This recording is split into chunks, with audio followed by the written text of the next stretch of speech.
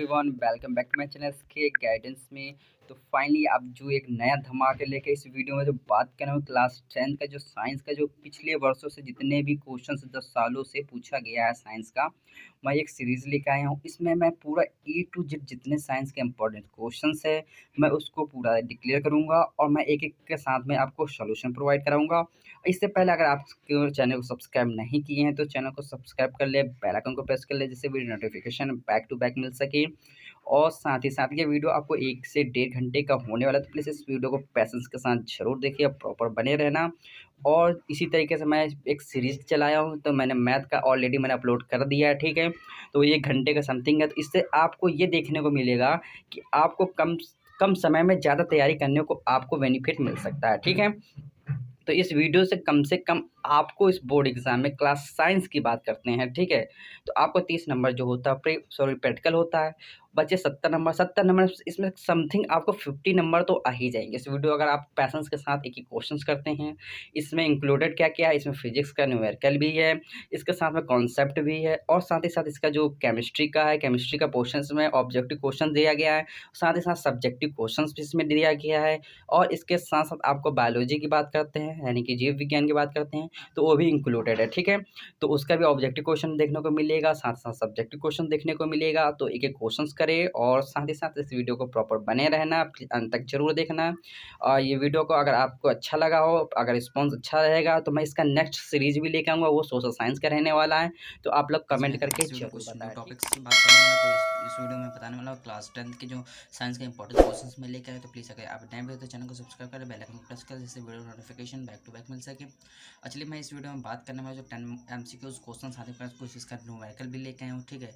जो value chapter का है तो आपके लिए वेरी यूजफुल होने वाला है। साथ ही ये जो भौतिक विज्ञान, ठीक है, उसका है। तो मैं उम्मीद करता हूँ कि वीडियो यहाँ से आप जो जितने 2020 में बोर्ड में पूछा गया क्वेश्चन है वो मैं सब राइट करके लेके आया हूँ, ठीक है। तो आई होप आप लोग प्लीज़ इस वीडियो को पेशेंस कर देखिए। अगर पहली बार विजिट कर रहे हैं तो चैनल को सब्सक्राइब नहीं किया तो चैनल को सब्सक्राइब कर ले, बेल आइकन को प्रेस कर ले जिससे वीडियो में नोटिफिकेशन बैक टू बैक मिल सके। चलिए वीडियो को स्टार्ट करते हैं, ठीक है। आई होप ये वीडियो क्लियर होगा। चलिए देखते हैं। तो फर्स्ट क्वेश्चन देखिए आपके सामने क्या दिख रहा है, विद्युत आवेश का मात्रक है। देखिए विद्युत, देखिए आपसे ऐसा क्वेश्चन पूछ लेते हैं ऑब्जेक्टिव क्वेश्चन जो बोर्ड एग्जाम में साइंस का शो होता है उसमें ऐसा क्वेश्चन पूछ लिया जाता है कि विद्युत आवेश का मात्रक क्या होता है। आपसे ऑब्जेक्टिव में भी पूछ लिया जा सकता है या सब्जेक्टिव में भी। ऑब्जेक्टिव में तो पूछा ही जा सकता है लेकिन सब्जेक्टिव में भी पूछ लिया जाएगा, ठीक है। तो चलिए आपके सामने जूल है, कुलाम है, वोल्ट है या एम्पीयर। देखिए विद्युत आवेश, यहाँ पे देखिए आवेश की बात कर रहा है, किसकी, आवेश की बात कर रहा है। तो विद्युत आवेश का जो मात्रक होता है वो कुलाम होता है। क्या होता है, कुलाम होता है। आई होप ये क्लियर हुआ होगा। चलिए नेक्स्ट देखते हैं क्वेश्चन नंबर सेकंड। तो क्वेश्चन नंबर सेकंड देखते हैं नेक्स्ट। तो विद्युत धारा का ऐसा ही मात्रक। अब देखिए विद्युत धारा का, अब देखिए विद्युत, यहाँ पे देखिए वहाँ पे विद्युत आवेश की बात कर रहा था, यहाँ पे विद्युत धारा की भी। देखिए विद्युत धारा का एसआई मात्रक बताइए क्या है, विद्युत धारा का एसआई मात्रक क्या है। तो देखिए आपके सामने चार ऑप्शन है, कुलाम है, एम्पियर है, जूल है और ओम है। देखिए विद्युत धारा का जो एसआई मात्रक होता है वो कुल एम्पियर होता है। क्या होता है, एम्पियर होता है। ओके, आई होप ये क्लियर हुआ होगा। चलिए नेक्स्ट देखते हैं क्वेश्चन नंबर 3 देखते हैं क्वेश्चन, ठीक है। तो क्वेश्चन नंबर 3 देखते हैं। तो जैसे कि आपको सामने दिख रहा है क्वेश्चन 3 स्क्रीन पे क्या है, तो प्रतिरोध का मात्रक। अब देखिए यहाँ प्रतिरोध का मात्रक क्या होता है। देखिए प्रतिरोध का मात्रक, जो प्रतिरोध होता है, प्रतिरोध को ही हम ओम कहते हैं, ठीक है, रेजिस्टेंस जिसे, ठीक है। तो उसका जो मात्रक होता है वो क्या है। देखिए प्रतिरोध का जो मात्रक होता है वो ओम होता है। क्या होता है, ओम होता है, ठीक है। इसको जो हम प्रदर्शित करते हैं, ठीक है, इस टाइप से हम प्रदर्शित करते हैं, ठीक है। आई होप ये क्लियर हुआ होगा। आपसे सिंबल भी पूछ लिया जाएगा, यहाँ प्रतिरोध के जगह प्लेस आपको ये डायग्राम बना के दे देगा, ठीक है। आपसे पूछ लिया जाएगा कि प्रतिरोध का मात्रक क्या होता है तो भी आप ओम लगाएंगे। अगर हिंदी में लिख के देता है, ठीक है, प्रतिरोध का मात्रक क्या होता है तो भी आप ओम लगाएंगे, ठीक है। आई होप ये क्लियर हुआ होगा। चलिए नेक्स्ट देखते हैं, क्वेश्चन नंबर 4 देखते हैं, ठीक है। चलिए क्वेश्चन नंबर 4 देखते हैं। तो ओम के नियम का शुद्ध, देखिए ओम का जो नियम होता है, मैंने ओम का नियम करा रखा है। अगर उस वीडियो को नहीं देखे तो मैं डिस्क्रिप्शन बॉक्स में उसका लिंक दे दूंगा, तो वहाँ से आप लोग चेकआउट कर ले, ठीक है। देखिए ओम के नियम का सूत्र, देखिए ओम का जो नियम होता है, देखिए ओम के नियम का जो हम फॉर्मूला बताते हैं, देखिए जो V इक्वल टू क्या होता है, IR होता है, ठीक है।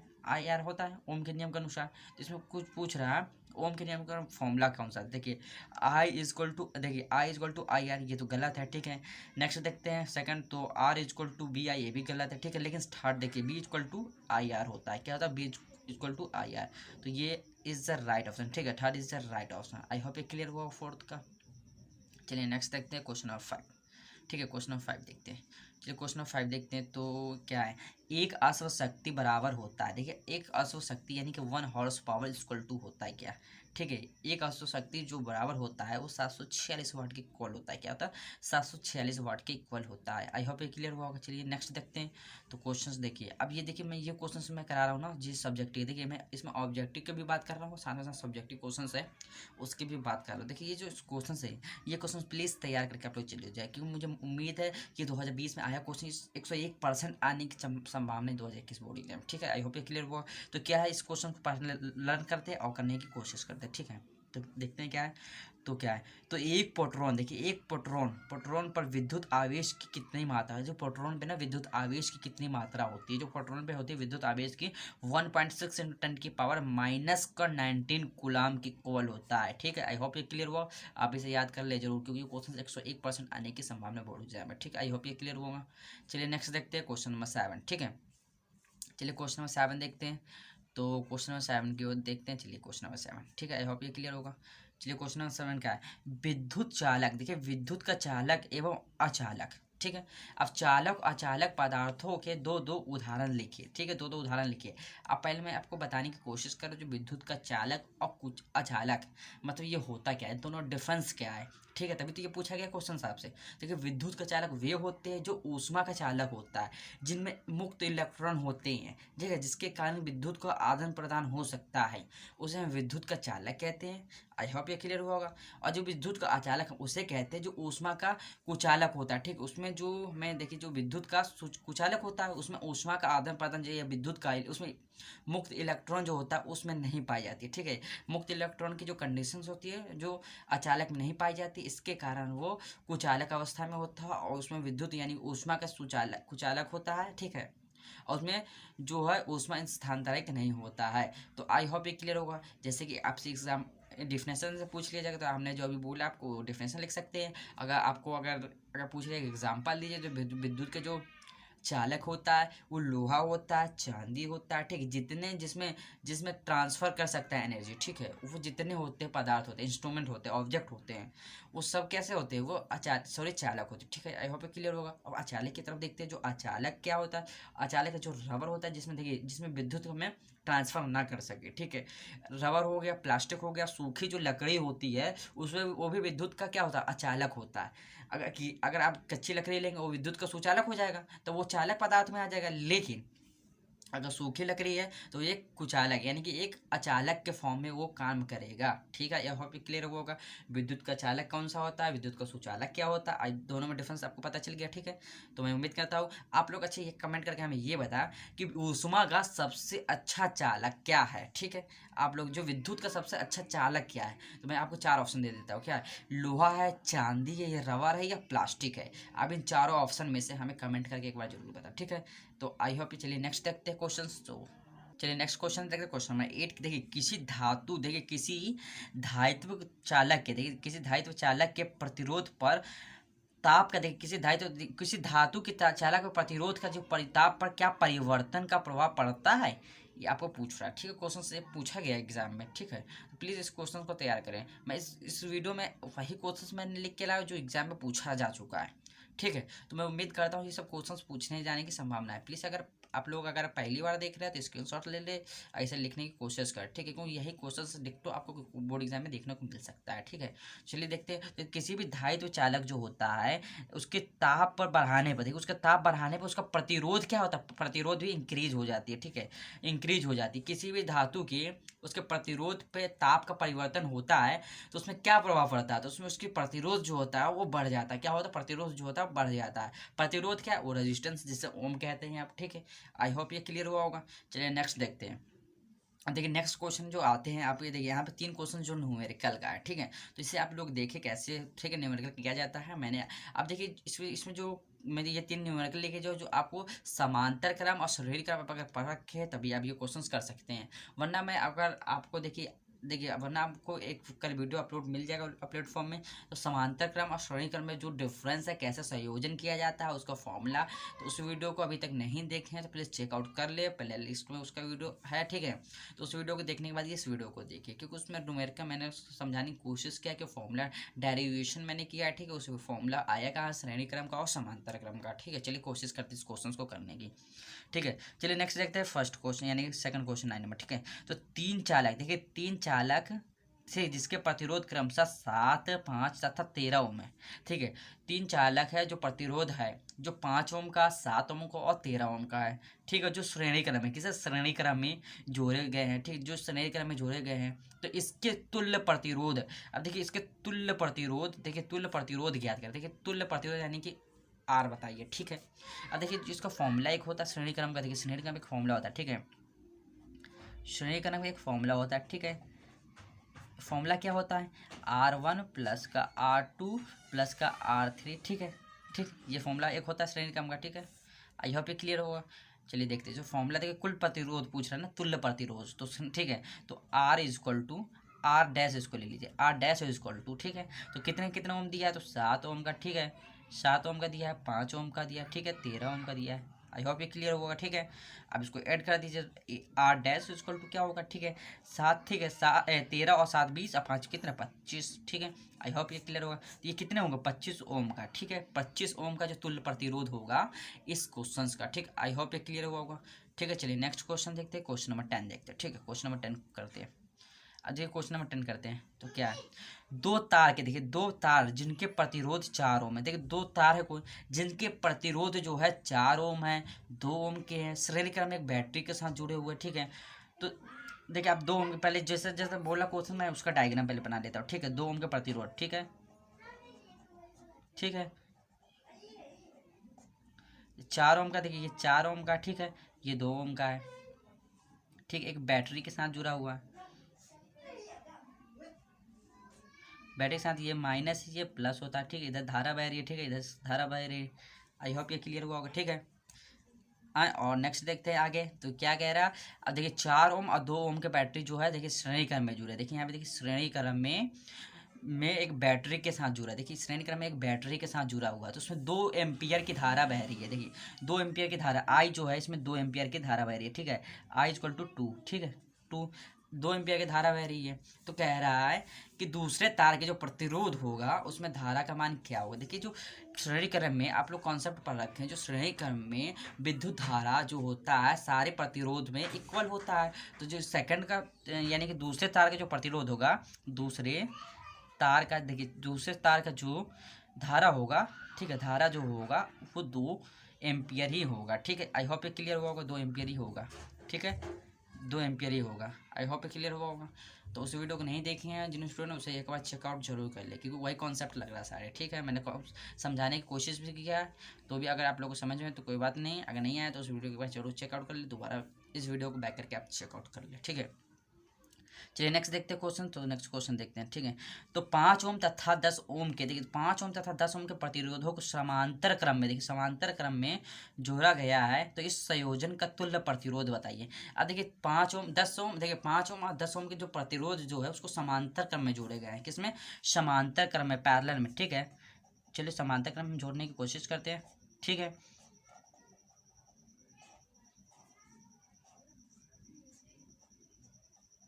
बैटरी लगा दिया, कितने हैं 5 ओम का और 10 ओम का, ठीक है। ये हमने 5 ओम का लगा दिया, ठीक है, ये 10 ओम का लगा दिया, ठीक है। आई होप ये क्लियर हुआ होगा। अब देखिए तुल्य प्रतिरोध पूछ रहा है, इसके फॉर्मूला एक होता है, ठीक है। तुल्य प्रतिरोध का क्या होता है, तो जो आप लोग समांतर क्रम का एक फॉर्मूला होता है 1/r डैश इक्वल टू, ठीक है, 1/r डैश इक्वल टू क्या होता है 1/r प्लस 1/r1 प्लस का 1/r2 प्लस का 1/r3, जितने भी प्रतिरोध दिया है उतने प्रतिरोध को ऐड कर लेंगे, ठीक है। आई होप ये क्लियर होगा। ये फॉर्मूला इसे एक बार राइट कर ले, ठीक है, नोट बना के आप लोग लिख ले, ठीक है, ठीक है, एक बार लिख लें।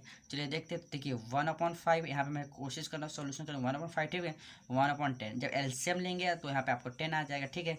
एलसीएम लेंगे तो 10 आ जाएगा, ठीक है, 10 आ गया, ठीक है। 2 प्लस का 1 आ गया, ठीक है। जब उसको करेंगे तो 3/10, जब इसको डिवाइड देंगे ना तो 0 कितने 0.3 कितने 0.3 ओम का आएगा, ठीक है। आई होप ये क्लियर हुआ होगा। तो चलिए नेक्स्ट देखते हैं क्वेश्चन नंबर देखिए, क्वेश्चन नंबर ये 11 है, क्वेश्चन नंबर 12 देखते हैं, ठीक है। चलिए क्वेश्चन नंबर 12 देखते हैं। देखिए विद्युत हीटर जो होता है ना, जो विद्युत हीटर आप लोग पढ़ रखा है जो क्लास 10th के जो ये विद्युत चैप्टर में, उसमें देखिए क्वेश्चन पूछा गया बोर्ड एग्जाम में, जो विद्युत जो हीटर होता है उसका तार जो है, उसका जो तार है किसका बना होता है। देखो जो विद्युत जो हीटर होता है उसका जो तार होता है नाइक्रोम का बना होता है। किसका होता है? नाइक्रोम का बना होता है, ठीक है। आई होप ये क्लियर होगा, ठीक है। अब देखिए नाइक्रोम क्या, नाइक्रोम ऐसा पदार्थ होता है जिसका जो गलनांक होता है वो सबसे हाई होता है, यानी उसका गलनांक होता ही नहीं, एक तरह से मान मेल्टिंग पॉइंट सबसे हाई होता है, तभी इस तार का प्रयोग हम करते हैं, ठीक है। जो विद्युत प्रेस होता है उसमें हम नाइक्रोम तार का उपयोग करते हैं, लेकिन हीटर में अक्सर हम करते हैं, क्योंकि हीटर का जो तार होता है अगर हम नॉर्मल तार लगा देंगे, ठीक है, तो वो पिघल जाएगा, मेल्टिंग पॉइंट उसका नॉर्मल होता है। और विद्युत तार, विद्युत हीटर को हमें मतलब एनर्जी ज़्यादा चाहिए, तो इस फॉर्म के लिए हम नाइक्रोम का तार का उपयोग करते हैं, ठीक है। तो आई होप ये क्लियर हुआ होगा। तो मैं उम्मीद करता हूँ ये वीडियो आपको समझ में आएगा। अगर हेल्पफुल रहा हो तो प्लीज़ इस वीडियो को लाइक करें, चैनल को अभी तक सब्सक्राइब नहीं किया चैनल को सब्सक्राइब जरूर कर ले, बेल आइकन को भी प्रेस कर ले, जिससे वीडियो को नोटिफिकेशन बैक टू बैक मिल सके। और छोटी सी रिक्वेस्ट है, वीडियो को एक कमेंट जरूर छोड़ दें, ठीक है। चलिए वीडियो को एंड करते हैं। चैनल एच के गाइडेंस में, तो इस वीडियो में बात करना हो क्लास 10 के जो साइंस इंपॉर्टेंट क्वेश्चंस, जिसमें मैं 10 इंपॉर्टेंट क्वेश्चंस बताऊंगा। तो अभी तक इस वीडियो को लाइक नहीं किया तो लाइक कर ले, चैनल को अभी तक सब्सक्राइब नहीं किया तो चैनल को सब्सक्राइब कर ले, बेल आइकन को प्रेस कर ले, जिससे वीडियो को नोटिफिकेशन बैक टू बैक मिल सके। चलिए वीडियो को स्टार्ट करते हैं। तो देखिए फर्स्ट क्वेश्चन आपके सामने नजर आ रहा है, क्या है? एक विलियन जिसका जो पीएच मान जो है 5 है, तो विलियन कैसा होगा। अब देखिए फर्स्ट क्वेश्चन ही आपको दे दिया पीएच का, ठीक है, पीएच मान का। तो कोई बिलियन है आपके सामने रखा है, उसका जो पीएच मान है 5 है, तो विलियन कैसा होगा। तो मैंने आपको बताया जो विलियन जो होता है, आप देखिए यहाँ पे एक उदासीन होता है, जीरो होता है, ठीक है, जीरो होता है, सॉरी यहाँ पे 7 होता है, ठीक है, जीरो से स्टार्ट होता है 14 तक होता है, ठीक है, 14 तक, जीरो से स्टार्ट होता है 14 तक होता है। अब यहाँ पे देखिए इधर जितने होते हैं, यहाँ 0 और 7 के बीच जितने पदार्थ होते हैं वो अम्लीय होते हैं। कैसे होते हैं? अम्लीय होते हैं, ठीक है। यहाँ पे क्षारीय होंगे, ठीक है, क्षारीय होंगे। आई होप क्लियर होगा। अब देखिए 0 और 7 के बीच में अम्लीय होंगे और 7 और 14 के बीच में क्षारीय होंगे, और एग्जैक्ट अगर 7 पे होगा तो पदार्थ जो होगा उदासीन होगा। आप देखिए आप खुद ही इस क्वेश्चन का आंसर आप लोग ने टिक लगा दिया हो, कमेंट बॉक्स में कर दिए होंगे। अब देखिए कोई बिलियन है, उसका जो पीएच मान है 5 है, तो उसका विलियन कैसा होगा। तो मैंने अभी आपको बताया जो बिलियन 0 और 7 के बीच में वो अम्लीय होता है, तो कैसा होगा? अम्लीय होगा कि नहीं? अम्लीय होगा, तो इसका राइट ऑप्शन होगा फर्स्ट, इज राइट ऑप्शन। चलिए नेक्स्ट क्वेश्चन सेकंड देखिए, क्वेश्चन सेकंड क्या है? खाने के सोडा का जो रासायनिक सूत्र क्या है। जो खाने का सोडा है उसका जो रासायनिक सूत्र जो है Na, ठीक है, सोडियम हाइड्रो, ठीक है, सोडियम हाइड्रोकार्बोनेट, इसका जो रासायनिक नाम है। अगर इसकी बात करते हैं तो NaHCO3 होता है। क्या? NaHCO3 होता है। आई होप क्लियर होगा। अब देखिए थर्ड क्वेश्चन क्या है। थर्ड क्वेश्चन जो आपके सामने देखिए एंटीमनी है वो क्या है? धातु है, अधातु है, या उपधातु या मिश्र धातु है। जो एंटीमनी है एक कैसा है? एक ये उपधातु है। आई होप क्लियर होगा। कैसा है? एक उपधातु है, उपधातु। आई होप क्लियर होगा। अब चलिए नेक्स्ट क्वेश्चन आपके सामने है। नेक्स्ट क्वेश्चन देखिए, अब नेक्स्ट क्वेश्चन 4 है, क्या जर्मन सिल्वर में कौन सी धातु नहीं होती। जो जर्मन सिल्वर, अब मैं आपको एक ट्रिक बता रहा हूँ। जो जर्मन, ऐसा अगर क्वेश्चन आपको ऑब्जेक्टिव मिल गया है, कहेगा कोई जर्मन सिल्वर में कौन सी धातु नहीं होती। जो जर्मन सिल्वर में जो जर्मन होती है, यानी कि जो सिल्वर होती है। अब सिल्वर क्या होती है? सिल्वर जो प्रतीक जो होता है AU होता है, तो सिल्वर ही नहीं होता। क्या होता है? AG, यानी कि AG नहीं होता है। आई होप क्लियर हो। जो अब लोग ये भी प्रतीक याद रखें, जो सिल्वर का जो प्रतीक होता है वो AG होता है। कॉपर का प्रतीक होता है CU, ठीक है। जिंक का प्रतीक होता है Zn, और ये निकिल का जो प्रतीक होता है Ni, ठीक है। तो आई होप क्लियर हुआ। चलिए क्वेश्चन देखते हैं, क्वेश्चन नंबर 5 देखते हैं। चलिए क्वेश्चन नंबर 5 की तरफ बढ़ते हैं। तो देखिए यूरेनियम एक कैसा धातु है। जो यूरेनियम है एक तो धातु, देखिए वो कैसा है, कौन सा पदार्थ है, मेटल है या नॉन मेटल है, या ट्रांजिस्टिव है या नॉन ट्रांजिस्टिव है, ठीक है। जो यूरेनियम जो है एक अंतःसंक्रामिक धातु है। क्या है? अंतःसंक्रामिक धातु। तो आई होप ये क्लियर हुआ होगा। अब चलिए नेक्स्ट क्वेश्चन देखते हैं, क्वेश्चन नंबर 6। क्वेश्चन नंबर 6 क्या है? अब देखिए क्वेश्चन नंबर 6 आपके सामने है। देखिए हीटर जो है, विद्युत हीटर का तार मुख्यतः बना होता है किससे। तो मैंने आपको जो कमेंट बॉक्स में जो आपका जो होता है इसका आंसर मैंने वो भी दिया था। तो जो विद्युत हीटर है उसका जो तार होता है वो नाइक्रोम का बना होता है। किसका बना होता है? वो नाइक्रोम का बना होगा। तो यानी second is the right option. I hope ये क्लियर होगा। अब चलिए नेक्स्ट को देखते हैं, क्वेश्चन नंबर 7। अब क्वेश्चन नंबर 7 देखिए। क्वेश्चन नंबर 7 क्या है? मनुष्य में दूध के दांतों की जो संख्या होती है वो कितनी होती है? जो मनुष्य होता है, ह्यूमन बॉडी होती है, उसमें जो मिल्क टीथ जो होती है वो कितनी होती है, मतलब कितना होता है, ठीक है। तो मनुष्य में मैं आपको बता रहा हूँ, जो मनुष्य में जो दूध के दांतों की संख्या जो होती है वो 20 होती है। कितना होता है? 20 होती है। अब देखिए, जो मनुष्य के जो दांत होते हैं वो 4 प्रकार के मुख्यतः होता है। कौन कौन से होते हैं? ठीक है, तो रदनक होता है, चवर्णक होता है, अग्र चवर्णक होता है और चवर्णक होता है। तो मैंने आपको क्लियर बता दिया कितने टाइप्स के होते हैं, 4 टाइप्स के होते हैं। और कितने, अब देखिए, जो ह्यूमन बॉडी होते हैं उसमें मिल्क दांत जो होते हैं वो 20 होती है। अब देखिए, जो मनुष्य के दांत में मुख्यतः जो वयस्क मनुष्य होते हैं उसमें दांतों की जो संख्या होती है वो 32 होती है। कितना होता है? 32 होता है। अगर यहीं पे अगर कहता मनुष्य में दूध की दांतों की संख्या के प्लेस पे अगर यहाँ पूछ लेता कि मनुष्य, वयस्क मनुष्य में दांतों की संख्या कुल कितनी होती है, तो आप लोग इसका आंसर देंगे 4, यानी कि 34 is the right, sorry 32 is the right option. अब चलिए नेक्स्ट क्वेश्चन 8 आता है। क्वेश्चन 8 क्या है? वेरी वेरी रोग किस विटामिन की कमी से होता है? जो वेरी वेरी रोग होता है वो विटामिन B1 के कारण होता है। किसके? विटामिन B1 के कारण होता है। अब देखिए, विटामिन यहाँ पे क्वेश्चन है, विटामिन B1 होता है। अब देखिए, विटामिन बी का जो रासायनिक नाम क्या है? जो विटामिन बी के जो रासायनिक नाम है, ठीक है, विटामिन बी का जो थायमीन है, क्या है? थायमीन। आई होप ये क्लियर हुआ होगा। अब चलिए नेक्स्ट क्वेश्चन देखते हैं, क्वेश्चन नंबर 9। क्वेश्चन नंबर 9 क्या है? देखिए, हीमोग्लोबिन की, जो हीमोग्लोबिन होता है ह्यूमन बॉडी में, उसकी महत्वपूर्ण भूमिका क्या निभाता है? जो ह्यूमन बॉडी है उसका जो महत्व, जो भूमिका होता है वो श्वसन का होता है। किसका होता है? श्वसन का। तो आई होप ये क्लियर हुआ होगा। अब चलिए नेक्स्ट क्वेश्चन देखते हैं, क्वेश्चन नंबर 10। क्वेश्चन नंबर 10 क्या है? अब क्वेश्चन नंबर 10 देखिए। देखिए, दो तंत्रिका जो होती है, दो कोई तंत्रिका होती है, कोशिका के मध्य जो खाली स्थान होता है तो उसको हम क्या कहते हैं? उसको हम द्रमिक कहते हैं, या सिनेप्स कहते हैं, एक्सॉन कहते हैं, या आवेश कहते हैं। तो जो मैं आपको बता क्लियर करता हूँ, जो दो तंत्रिका होती है उसके बीच के जो खाली स्थान होता है, उसके मध्य जो खाली स्थान होता है उसको हम कहते हैं सिनेपक्स। क्या कहते हैं? सिनेपक्स। तो आई होप ये क्लियर होगा, सिनेपक्स कहते हैं। अब चलिए नेक्स्ट क्वेश्चन देखते हैं, क्वेश्चन नंबर 11। अब क्वेश्चन 11 देखिए क्या पूछ रहा है। क्वेश्चन नंबर 11 क्या? हार्मोन्स जो होता है, हार्मोन क्या होता है? तो आपके सामने 4 ऑप्शन है, प्रोटीन है, या इम्यूनो एसिड है, या साधारण कार्बोनेट, या जटिल कार्बोनेट है। जो देखिए, श्वसन जो हार्मोन्स होता है एक प्रकार का ये प्रोटीन होता है। मुख्यतः किससे बना होता है? ये प्रोटीन से होता है।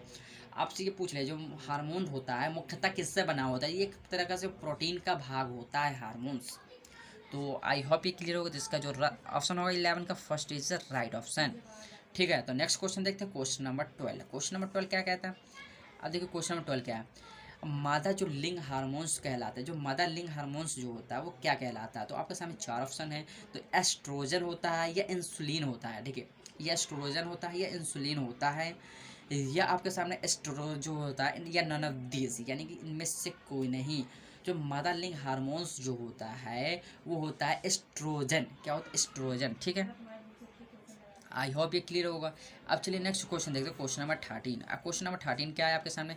देखिए, किस हार्मोन्स की कमी से जो मधुमेह रोग होता है? अब देखिए, किस हार्मोन्स की कमी से मधुमेह रोग होता है? तो आपके सामने 4 ऑप्शन है, इंसुलिन है, या गैस्ट्रिक्स है, ठीक है, या सिलेस्टिक है, ठीक है, या एस्ट्रोजन है। तो जो मधुमेह रोग जो होता है वो इंसुलिन हार्मोन्स की कमी से होता है। तो कौन से हार्मोन्स है? Insulin hormones. आई होप ये क्लियर होगा। अब चलिए नेक्स्ट क्वेश्चन देखते हैं, क्वेश्चन नंबर 14। अब क्वेश्चन नंबर 14 देखिए, क्वेश्चन नंबर 14 क्या कहता है? आप क्वेश्चन नंबर 14 देखिए। सामान्य नेत्र की कितनी समंजन क्षमता की डायोप्टर की आवश्यकता होती है? जो सामान्य नेत्र होता है उसमें कितने समंजन क्षमता की डायोप्टर की लेंस की आवश्यकता होती है? तो उसमें आपके सामने 4 ऑप्शन है, 5 डायोप्टर, 3 डायोप्टर, या 4 डायोप्टर, या 6 डायोप्टर। जो सामान्य ह्यूमन बॉडी होती है उसमें कितनी डायोप्टर की क्षमता की आवश्यकता होती है? तो उसमें जो होती है 4 डायोप्टर की जो क्षमता की लेंस लगा जो ऑलरेडी होता है। तो कोई भी मनुष्य होता है उसके 4 डायोप्टर के आँख की क्षमता होती है। तो आपको ये आई होप ये क्लियर होगा। तो मैंने आपको इसमें 14 क्वेश्चंस मैंने कवर किया। तो आपको ये क्वेश्चन बोर्ड एग्जाम में आपके लिए वेरी हेल्पफुल रहा होगा। तो मैं उम्मीद करता हूँ इस वीडियो में आपको क्लियर, अगर हेल्पफुल रहा तो इस वीडियो को लाइक करें। चैनल को अभी सब्सक्राइब नहीं किए तो चैनल को सब्सक्राइब करें, बेल आइकन को बजा लें, जिससे वीडियो को नोटिफिकेशन बैक टू बैक मिल सके। मैं इसी तरीके बोर्ड एग्जाम से मैं बहुत सारे important questions back to back लाता रहता हूँ वीडियो। तो प्लीज़ इस चैनल को अभी सब्सक्राइब नहीं किया तो चैनल को सब्सक्राइब करें, बेल आइकन को भी प्रेस कर लें। ठीक है, तो चलिए वीडियो को भी एंड करते हैं, जब नेक्स्ट वीडियो मिलते हैं। Welcome back to my channel के गाइडेंस में। तो फाइनली एक वीडियो में लेके आया हूँ। इस वीडियो में डिस्कस करने वाला जो क्लास 10th के जो साइंस का यानी जो फिजिक्स का है उस टॉपिक के मैं 10 क्वेश्चंस में इसमें डिस्कस करने वाला हूँ, जो कि बोर्ड एग्जाम में मोस्ट इंपॉर्टेंट क्वेश्चंस है। ठीक है, तो आई होप ये वीडियो आपको क्लियर। अगर आप पहली बार इस वीडियो को विजिट कर रहे हैं तो प्लीज़ चैनल को सब्सक्राइब कर ले, बेल आइकन को प्रेस कर ले, जिससे video notification back to back मिल सके। ठीक है, तो आई होप कि ये वीडियो आपको क्लियर होगा। चलिए वीडियो को स्टार्ट करते हैं। तो मैं आपको बताना चाहता हूँ कि मैं इस वीडियो में आपको 10 क्वेश्चंस मैं बताऊंगा। ठीक है, उसमें से मैं स्टेप बाय स्टेप आप क्वेश्चंस को किस तरीके से करना है। ठीक है, तो मैं लाइट के जो जितने फिजिक्स के जितने चैप्टर्स है 4 चैप्टर है, मैं उससे मिक्सअप क्वेश्चंस मैं अटेम्प्ट करके लेके आया हूँ। ठीक है, तो आई होप ये वीडियो आपको क्लियर होगा। चलिए वीडियो को स्टार्ट करते हैं। पहले क्वेश्चंस को रीड करते हैं, क्वेश्चंस को करने की कोशिश करते हैं। चलिए देखते हैं फर्स्ट क्वेश्चन क्या है। तो क्या है, एक उत्तल दर्पण। देखिए, एक उत्तल दर्पण की जो फोकस दूरी जो है वो 10 सेंटीमीटर है, तो दर्पण की वक्रता त्रिज्या क्या होगी। ठीक है, अब इस क्वेश्चन में देखिए, आप ये लाइट के क्वेश्चन क्या कह रहा है, एक उत्तल दर्पण की फोकस दूरी जो 10 सेंटीमीटर है उसकी वक्रता त्रिज्या क्या होगी। तो आपने एक फॉर्मूला पढ़ रखा है कि जो इसकी फोकस दूरी और वक्रता त्रिज्या में एक संबंध होता है। क्या होता है, F=R/2 होता है। यानी कि जो वक्रता त्रिज्या है, जो फोकस है, वक्रता त्रिज्या की आधी होती है। वक्रता त्रिज्या जो है फोकस की आधी होती है। आई होप ये क्लियर हुआ होगा। तो फॉर्मूला क्या होता है, तो पहले फॉर्मूला पर हम नोट कर लेते हैं। ठीक है, तो F= क्या होता है, R/2। ठीक है, जहाँ F क्या है, F जो है फोकस दूरी होता है, R क्या है वक्रता त्रिज्या, और 2 होता है उसकी आधी होती है। ठीक है, आई होप क्लियर हुआ होगा। तो देखिए इसमें देखिए आपकी जो फोकस दूरी है, यानी जो फोकस दूरी है 10 सेंटीमीटर दिया है। ठीक है, जो फोकस दूरी 10 सेंटीमीटर कह रहा है, वक्रता त्रिज्या यानी कि आर की वैल्यू फाइंड करो। क्या कह रहा है, आर की वैल्यू फाइंड करे, बताओ। ठीक है, तो हमने फॉर्मूला पढ़ रखा है। क्या ये देखिए, हमने आपको लिख भी दिया, F=R/2 होता है। ठीक है, तो हमने देखिए यहाँ पे दिया है क्या, एफ की वैल्यू हमें दी हुई है 10 सेंटीमीटर, आर पूछा। ठीक है, तो एफ 10 रखेंगे। ठीक है, और R/2। ठीक है, जब क्रॉस मल्टीप्लाई करेंगे तो R= क्या होगा, R=20। क्या होगा, 20। ये किस में होगा, इसकी यूनिट भी हमें लिखना है, तो यूनिट क्या होगा, सेंटीमीटर। आई होप ये क्लियर हुआ होगा। ठीक है, चलिए नेक्स्ट क्वेश्चन देखते हैं, क्वेश्चन नंबर 2। ठीक है, चलिए क्वेश्चन नंबर 2 क्या है। तो क्या रहा है क्वेश्चन सेकंड कि एक उत्तल लेंस की जो क्षमता है, देखिए एक उत्तल लेंस की जो क्षमता है वो 5 डायोप्टर, इसकी फोकस दूरी क्या होगी। अब यहाँ पे देखिए इसकी जो फोकस दूरी होगी, यानी कि एफ़ की वैल्यू फाइंड करना है, यानी कि एफ़ की वैल्यू। ठीक है, यानी फोकस दूरी बता दीजिए क्या है, और इसकी जो क्षमता है यानी कि जो पी आपको हमने बता रखा है, इसमें रिलेशन क्या होता है। तो P= दिया है, पी की वैल्यू 5 डायोप्टर। ठीक है, डायोप्टर क्या होता है, इसकी एक मात्रक होती है क्षमता की। ठीक है, और देखिए इसकी फोकस दूरी, तो इसका एक फॉर्मूला होता है। फॉर्मूला क्या होता है, P=1/f। ठीक है, 1/f, 1 क्या है, मीटर में होना चाहिए। आई होप ये क्लियर हुआ होगा। तो क्या है, देखिए इसकी फोकस दूरी आपको फाइंड करना है, जिसकी क्षमता दी हुई 5 डायोप्टर। चलिए फॉर्मूला पुट करते हैं, क्वेश्चंस करते हैं। ठीक है, आई होप क्लियर हुआ। स्टेप बाय स्टेप जरूर देखें। जिसकी फोकस दूरी कितना दी है, देखिए फोकस दूरी जो दिया है, फोकस आपको फाइंड करना है, इसकी जो क्षमता यानी कि पी की वैल्यू जो दिया है वो दिया है आपके क्या, 5 डायोप्टर। देखिए तो F= हम इसको क्रॉस में F=1/p हम इस लिख सकते हैं, इस फॉर्मूला को डराइव करके लिख सकते हैं। तो इसके आगे देखिए इस तरीके लिख सकते हैं। देन आफ्टर आगे देखिए F=1/, और F क्या है, F जो है 5 डायोप्टर है। आपको हमने ऑलरेडी बोला है मीटर में होना चाहिए। ठीक है, तो 5, और जो मीटर में करेंगे इसको तो ऊपर 100 से, ठीक है, सेंटीमीटर में चेंज कर देंगे इसको। तो 5 से जब काटेंगे तो 5 का 5, 5 2 10 यानी कि 20। यानी जो फोकस दूरी आपके आया F=20 सेंटीमीटर। ठीक है, सेंटीमीटर बीच देखिए, अब फोकस दूरी किस में हमने चेंज किया, सेंटीमीटर में चेंज किया है ना, तो ये सेंटीमीटर। अब देखिए, अब यहाँ पे ये है कि देखिए आपके सामने ये उत्तल लेंस था। ठीक है, उत्तल लेंस की क्षमता जो है हमेशा पॉजिटिव होता है, आप लोग याद करके रख ले। ठीक है, जो उत्तल लेंस की जो क्षमता होती है वो एक हमेशा ऑलवेज जो होता है वो पॉजिटिव होता है। अगर यहीं पे कह देता अवतल लेंस की क्षमता क्या होगी, तो हम एज इट इज ऐसे हम करते पूरे स्टेप, लेकिन इसकी जो साइन जो होगा वो प्लस की जगह क्या होगा, माइनस होगा। आई होप क्लियर होगा। चलिए नेक्स्ट क्वेश्चन देखते हैं, क्वेश्चन नंबर 3। ठीक है, चलिए क्वेश्चन नंबर 3 देखते हैं। तो क्वेश्चन नंबर 3 क्या है, देखिए यदि एक विद्युत हीटर पर जो बल्ब, एक कोई विद्युत हीटर है उस पर बल्ब में 12 वोल्ट एवं 30 वाट लिखा है। कोई विद्युत बल्ब है उसमें 12 वोल्ट लिखा है, ठीक है, और 30 वाट है, तो उसमें प्रवाहित धारा की गणना करें। देखिए उसमें धारा बताना है। देखिए अच्छा पहले दिया क्या है, आप लोग को वो वर्ड फाइंड कर लें। देखिए वोल्ट दे रखा है, ठीक है, वोल्ट यानी कि B= कितना, 12। ठीक है, अब यहाँ देखिए पी यानी वाट को हम किससे लिखते हैं, वाट को हम पी से लिखते हैं। ठीक है, वाट को हम पी से लिखते हैं, यानी 30 दिया है। ठीक है, आपको क्या कह रहा है, धारा बता दीजिए, यानी कि आई बता दीजिए, आई फाइंड करना है। ठीक है, आई फाइंड करते एक फॉर्मूला होता है, आप लोग पढ़ रखा है, P= बी इक्वल टू आई होता है, ठीक है। एक पी इक्वल टू वी आई होता है, एक ये फॉर्मूला होता है इसके रिलेशन में। तो इसके अकॉर्डिंग देखिए आपको पी दिया है, वी दिया है, आई फाइंड करना है। तो क्या होगा, आई इक्वल टू, ठीक है, I equal to B upon का पी हो जाएगा। हुआ कि नहीं, मैंने फॉर्मूला को ड्राइव कर दिया। देन आफ्टर देखिए आपको आई की वैल्यू फाइंड करना है, वी की वैल्यू दी है, पी की वैल्यू दी है। चलिए वैल्यू पुट करते हैं और क्वेश्चंस को करते हैं। तो आई इक्वल टू क्या होगा, आई इक्वल टू देखिए वी की वैल्यू आपके सामने कितना है, वी की जो वैल्यू है आपको दिया है 12 वोल्ट, ठीक है। और आपको देखिए पी की यानी कितने वाट है, यानी कि 30 दिया है, ठीक है। जिसको करें मतलब इसको काटेंगे तो 3 से काटते हैं, ठीक है। 3 एकम 3, 3 एकम 3, ठीक है, 10 आया नीचे, और 3 चौको 12, 3 चौको 12, ठीक है।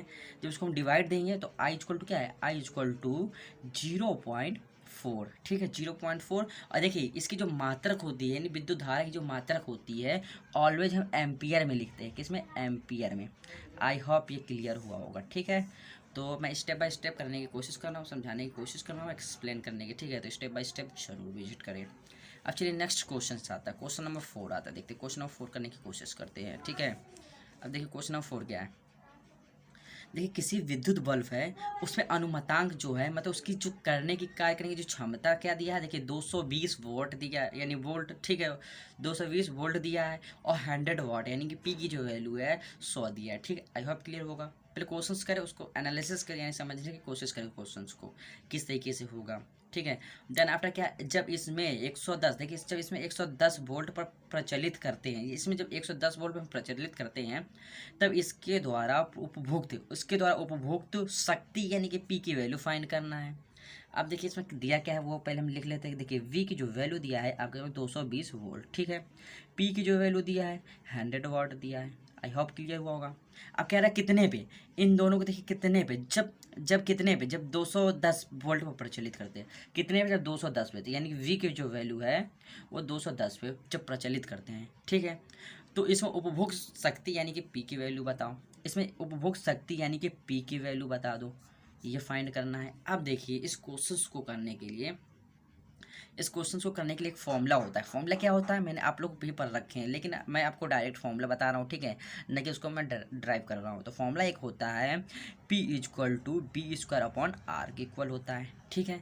एक फॉर्मूला ये होता है P equal to V square upon R, ठीक है। आई होप क्लियर होगा। तो देखिए हम यहाँ से अगर आर की वैल्यू फाइंड कर ले, अगर हम यहाँ से आर की वैल्यू फाइंड कर ले तो देखिए हम यहाँ पे एक फॉर्मूला होता है P equal to V I, से हम यहाँ से पी की वैल्यू हम फाइंड कर सकते हैं, लेकिन इसके लिए हमें आर पता होना चाहिए। तो यहाँ से हम आर, अगर हम इन दोनों से, इससे और इससे हम अगर आर पता कर ले तो हमें वी की, यहाँ से पी की वैल्यू निकल जाएगा।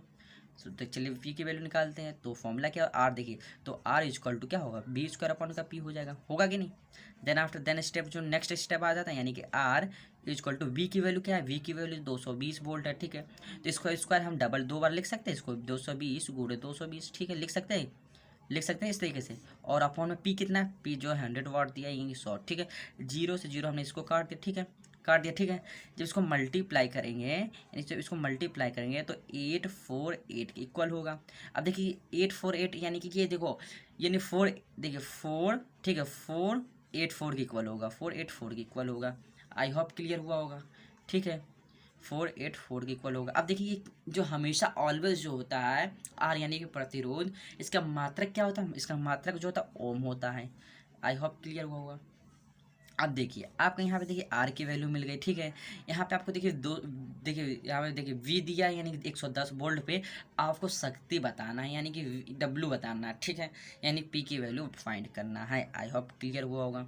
अब देखिए कितने पे, अब देखिए वी की वैल्यू हम लिख लेते हैं 210 वोल्ट, ठीक है, 210 वोल्ट। अब देखिए हम यहाँ पे ये फॉर्मूला अपना ऑलवेज हमने ये बता रखा फॉर्मूला, तो इस पर रख सकते हैं, नहीं P equal to V I, ठीक है। पी इक्वल टू वी की जो वैल्यू हमारे पास कितना दी गई, वी की वैल्यू 110 दिया है, ठीक है। और आर की वैल्यू हमारे पास दिया 484 हो गया, ठीक है। अब इसको जब मल्टीप्लाई करेंगे, अब मल्टीप्लाई भी कर सकते हैं, इसको डायरेक्ट मल्टीप्लाई करके आप आंसर यहाँ पे लिख सकती हैं, ठीक है। तो आई होप क्लियर हुआ होगा। तो मैंने आपको क्वेश्चन नंबर 3 भी बता दिए, तो मैं उम्मीद करता हूँ कि क्वेश्चंस का आप समझ में आया स्टेप बाय। अगर आप लोगों को कोई स्टेप समझ में नहीं आता उसको एक बार बैक कर ले, फिर उसको आप लोग वहाँ से चेकआउट कर सकते हैं, ठीक है। चलिए नेक्स्ट क्वेश्चन आते हैं क्वेश्चन नंबर 4 पे। जो मैंने क्वेश्चन नंबर 4 आपको बता दिया, चलिए क्वेश्चन नंबर 5 करते हैं। तो क्वेश्चन नंबर 5 क्या कहता है देखते हैं। क्वेश्चन नंबर 5 को पहले रीड करते हैं, देन आफ्टर मैं उसको सॉल्यूशन करने का मेथड बताऊंगा, ठीक है। चलिए क्वेश्चन नंबर 5 क्या कहता है, एक विद्युत जो हीटर है उससे देखिए विद्युत हीटर जो है वो 250 वोल्ट विभवांतर पर 0.5 एम्पियर धारा प्रवाहित होती है तो इस हीटर में सामर्थ्य यानी कि पी की वैल्यू फाइंड करना है, यानी कि शक्ति बता दो। ठीक है, ये फाइंड करना है, जिसमें आपको दिया क्या है, दिया क्या है यानी कि v की वैल्यू दिया है। देखिए ठीक है, v की वैल्यू 250 दिया है। ठीक है, इसमें एम्पियर यानी कि I की वैल्यू आपको दे रखा है, कितना दिया है 4.5 दिया है। ठीक है, तो क्या कितना दिया है, एम्पियर ऑलवेज जो होता है विद्युत धारा एम्पियर में होता है।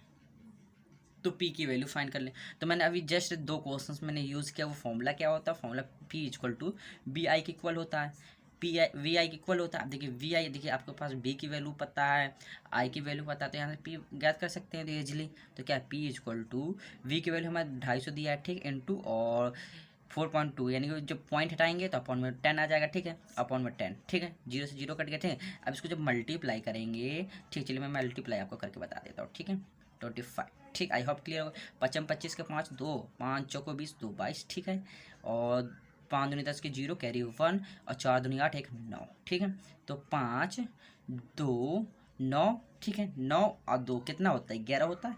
आपके पास कितना 11 वाट होगा।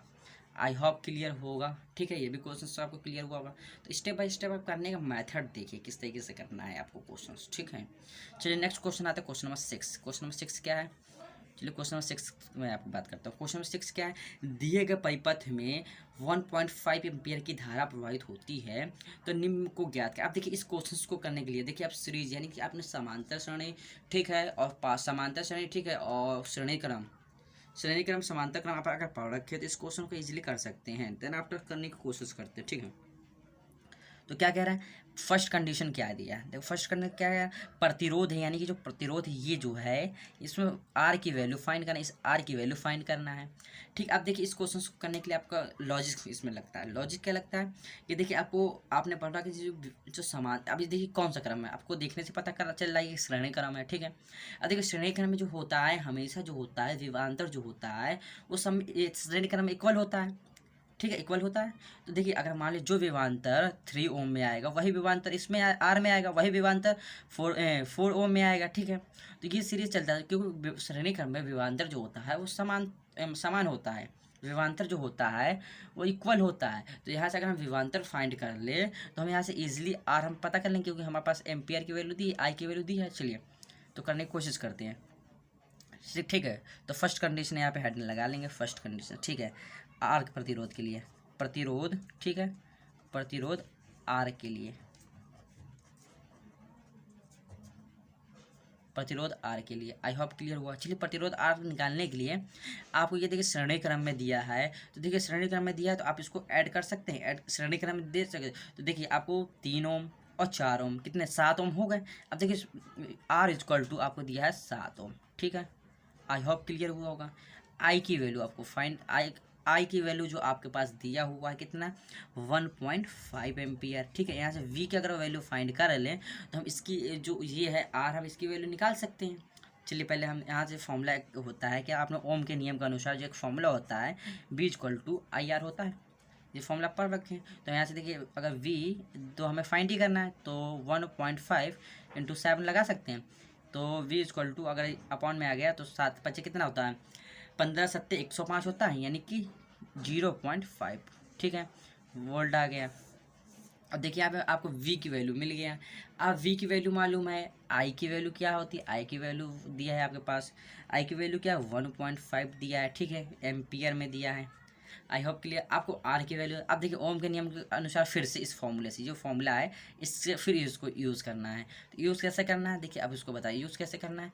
अब यूज़ करने का मैटर क्या है देखिए, अब V equal to I R होता है, आपको आर वैल्यू फाइंड करें तो आर इक्वल टू क्या होगा, आर की वैल्यू आपको देखो आर की वैल्यू फाइंड करना है तो आर को इसको आप एज इट इज यहीं रख दीजिए। ठीक है, और वी इक्वल टू आई हो जाएगा।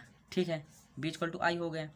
आप देखिए आर इक्वल टू क्या होगा, आर इक्वल टू आपके पास देखिए वी की वैल्यू कितना निकल गया, वी की वैल्यू 10 पॉइंट, ठीक है 10.5 आया, और अपॉन में क्या वी की वैल्यू क्या 1.5 आ गया। ठीक है, 1.5 हो गया। अब इसको जब मैथड काटेंगे तो ठीक है 15 से काटते हैं, 15 का 15, 15 7 105। ठीक है, यानी कि आर की वैल्यू जो आ गया कितना आ गया 7 आ गया, 7 ओम आ गया।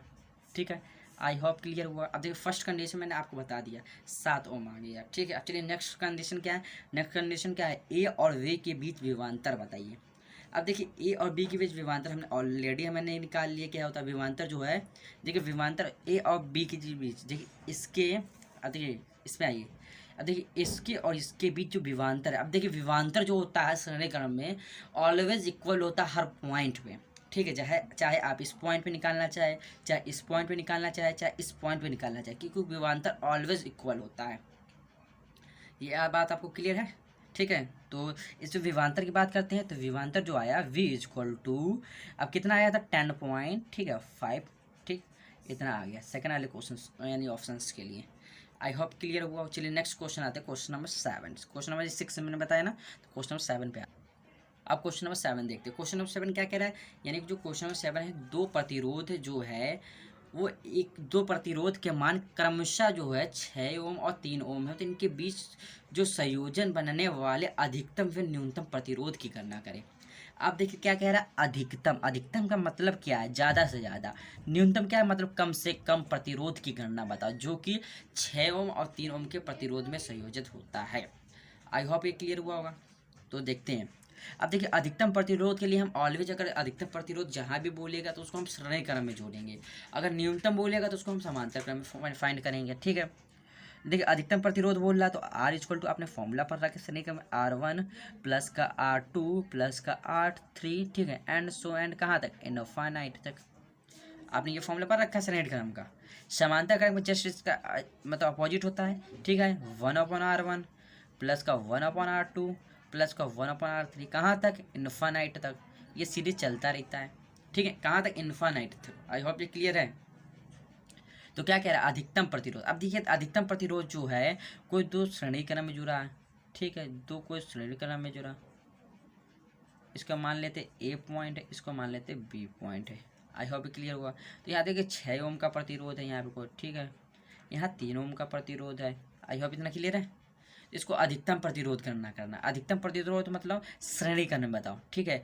तो R इक्वल टू क्या होता है, R इक्वल टू हम इसको ऐड कर देंगे तो 6 और 3 के 9 ओम हो गया, ठीक है। इसके लिए अधिकतम जो प्रतिरोध होगा, अधिकतम, ठीक है, अधिकतम प्रतिरोध, ठीक है, प्रतिरोध मैं यहाँ पे लिख दे रहा हूँ, ठीक है, प्रतिरोध जो होगा वो कितना होगा, 9 ओम होगा। अब देखिए न्यूनतम प्रतिरोध क्या है, अब जस्ट इसका अपोजिट यानी कि समांतर क्रम, ठीक है, 1/R इक्वल टू हम ऐड डायरेक्ट कर रहे हैं, ठीक है, 6 प्लस का 3 1/3। अगर हम यहाँ से एलसीएम लेकर करना चाहेंगे तो एलसीएम हमारे पास कितना आ गया, एलसीएम हमारे पास 6 आ गया, ठीक है, एलसीएम 6 आ जाएगा। अब देखिए 1 प्लस का, ठीक है, 1 प्लस का 2, हाँ ये 3 आ गया, 3 यानी 1/3 यानी कि आर की वैल्यू जो हो गई 3 हो गई, ठीक है। आई होप क्लियर होगा, ठीक है। अब देखिए इस क्वेश्चन के लिए मैंने क्वेश्चन को बताया है कि ये फॉर्मूला होता है इसका समांतर क्रम का और श्रेणी क्रम का, ठीक है। अब इसका अधिकतम प्रतिरोध जहाँ भी आपको क्वेश्चन उसमें बोल दे वहाँ पे आप उसका श्रेणी क्रम में निकालेंगे, ठीक है। अगर न्यूनतम प्रतिरोध कर देगा तो वहाँ पर समांतर क्रम में निकालेंगे। तो इसका अधिकतम प्रतिरोध 9 ओम आया और समांतर में यानी न्यूनतम जो प्रतिरोध आया वो 3 ओम हुआ, ठीक है। चलिए नेक्स्ट क्वेश्चन आते हैं, क्वेश्चन नंबर ये 7 था, 8 की तरफ चलते हैं, ठीक है। चलिए नेक्स्ट क्वेश्चन देखते हैं, क्वेश्चन में 8 क्या है। क्वेश्चन में 8 क्या है, यह दर्शाइए कि आप 6 ओम के प्रतिरोधकों को किस प्रकार संयोजित करेंगे। अब यहाँ पे देखिए क्या है, किस प्रकार, मतलब किस प्रकार संयोजित करेंगे कि जो प्राप्त संयोजन है या फर्स्ट कंडीशन में जो 9 ओम हो जाए, ठीक है, और सेकंड कंडीशन जो है 4 ओम हो जाए, ठीक है, 4 ओम हो जाए। आप देखिए ये क्वेश्चन जो दिया है, आप इस जो 6 ओम के प्रतिरोधकों को आप किस क्रम में फाइंड करना है उसको, जिसका जो संयोजन है वो फर्स्ट कंडीशन में 9 ओम हो जाए और सेकंड कंडीशन जो 4 ओम हो जाए, ठीक है। आप देखो इस टाइप के क्वेश्चन को करने के लिए माइनर कैलकुलेशन होना आवश्यक है, ठीक है। आपको मालूम है अगर हम इसको 9 ओम लाना है तो कोई दो प्रतिरोध को अगर हम समांतर क्रम में ऐड कर दें तो वहाँ से अगर हम समांतर क्रम ऐड करेंगे तो वहाँ से 3 आ जाएगा, ठीक है, वैल्यू।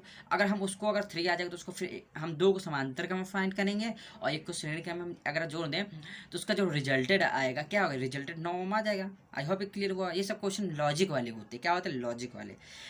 एज इट इज ऐसे सेकंड क्वेश्चन क्या है, 4 ओम आने के लिए। अब देखिए 4 ओम आने के लिए क्या होना चाहिए, देखिए आप 2 प्रतिरोध को समांतर श्रेणी क्रम में जोड़ दीजिए, वहाँ से 12 रिजल्ट आ जाएगा। आप फिर एक को श्रेणी क्रम में जोड़ दिए, वहाँ से आपको काटेंगे यानी कि जो सॉल्यूशन करेंगे तो वहाँ से 4 ओम आ जाएगा। कैसे आप करने के मैं आपको बताता हूँ, ठीक है। चलिए मैंने आपको ऐसे बता दिया कैसे क्या करना, ठीक है। अब देखिए 6 ओम के 2 प्रतिरोध है जो ना, उसको आप कैसे फाइंड करेंगे। तो हम देखें मान लिया एक इस तरीके हमने एक ऐसे तरीके से मान लिया, ठीक है, ठीक है, 6 ओम की ये है। आई होप ये क्लियर हुआ। अब इसको हमने क्या किस में, अब इसको हमने श्रेणी क्रम में, 2 को हमने श्रेणी क्रम में जोड़ दिया, ठीक है, 2 को हमने श्रेणी क्रम में जोड़ दिया। आई होप इतना क्लियर हुआ। हमने 2 को श्रेणी क्रम में जोड़ दिया, इतना आपको क्लियर है। 2 को हमने श्रेणी क्रम में, देखिए 2 को श्रेणी क्रम में जोड़ा, उसके बाद हमने बैटरी लगा दी, ठीक है, प्लस माइनस, और इसके बाद इन्वर्टर यहाँ पे ये प्लस चार्ज है, ये माइनस चार्ज है, इतना आपको समझ में है।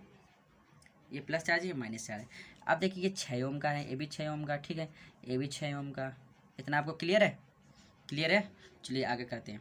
अब देखिए आपको इस क्वेश्चन का इसका रिजल्ट कितना 9 लाना है। अब देखिए 2 प्रतिरोध है, उसको श्रेणी क्रम में। अब श्रेणी क्रम को फॉर्मूला मैंने ऑलरेडी जस्ट आपको बताया, मैं बार बार लिख के नहीं बताऊंगा, ठीक है। तो 1/r क्या होता है, 1/6 प्लस का 1/6, ठीक है। तो r क्या होगा, 1/r क्या होगा, अगर एलसीएम लेंगे तो 2/6 आएगा, अगर काटेंगे, ठीक है, तो 1/3 आ गया, ठीक है। तो अगर क्रॉस मल्टीप्लाई करेंगे तो r क्या है, r3 आ गया, ठीक है, r3 हो गया। आप देखिए हमने 2 को समांतर क्रम में जोड़ा है, ठीक है, और 1 को श्रेणी क्रम में, तो कुछ रिजल्ट जो आएगा आपके पास इस तरीके आएगा। रिजल्ट किस तरीके से आएगा, इस तरीके से आएगा, ठीक है, 6 ओम और 3 ओम। अब लाना कितना है, 9 ओम लाना है हमें। अब देखिए समांतर क्रम ये चीज़ हो गया, तो अब इसको देखिए आप कैसे समांतर क्रम में हमने फॉर्मूला बता रखा है, तो डायरेक्ट कर रहा है, ठीक है। तो 6 प्लस का 3 कितना हो गया, 9 ओम हो गया। आई होप क्लियर होगा। चलिए नेक्स्ट आते हैं क्वेश्चन, नेक्स्ट मतलब स्टेप क्या है। अब एज स्टेज, अब हम लोग एज स्टेज आप हमें ये करके बताएं कि जो सेकंड वाला है, ठीक है, सेकंड वाला इसको किस तरीके से फाइंड करेंगे, ठीक है। तो आप लोग हमें कमेंट करके जो कमेंट बॉक्स में इसका आंसर फाइंड जरूर करें, ठीक है। चलिए नेक्स्ट क्वेश्चन आते। अब चलिए नेक्स्ट क्वेश्चन, क्वेश्चन नंबर 9 क्या है। इसको क्वेश्चन 9 है, ये क्वेश्चन नंबर 10 है, ठीक है। आई होप क्लियर हुआ। क्वेश्चन नंबर 10 है, ठीक है। चलिए क्वेश्चन 10 क्या कहता है, देखिए निम्न परिपथ में से प्रवाहित विद्युत धारा का मान ज्ञात करें। अब देखिए इसमें जो परिपथ आपको दिया है, ये सर्किट दिया है, इसमें आपको आई की वैल्यू यानी कि एम्पियर फाइंड करना है। आई होप क्लियर है। अब देखिए इसमें करने का ये क्या है, अब देखिए 2 प्रतिरोध जो है आपको यहाँ पे देखिए, ये 2 प्रतिरोध आपको समांतर क्रम में दिख रहा है, देन आपने समांतर क्रम में फिर ये दिख रहा है। तब देखिए पहला, आप देखिए पहले यहाँ पे देखिए क्या दिया है क्या, यानी वी की जो वैल्यू है आपको 10 वोल्ट दिया है, ठीक है। अब देखिए हम डायरेक्ट फॉर्मूला नहीं लगाएंगे, आपको फॉर्मूला पता है, ठीक है, समांतर क्रम श्रेणी क्रम का। तो मैं डायरेक्ट क्वेश्चंस को करने का तरीका मैं मेथड बताता हूँ, ठीक है। अब मेथड ये है कि आप देखिए 2 ओम जो समांतर क्रम में है, तो इसको फॉर्मूला क्या था, 1/r = 1/4 प्लस का 1/4, ठीक है।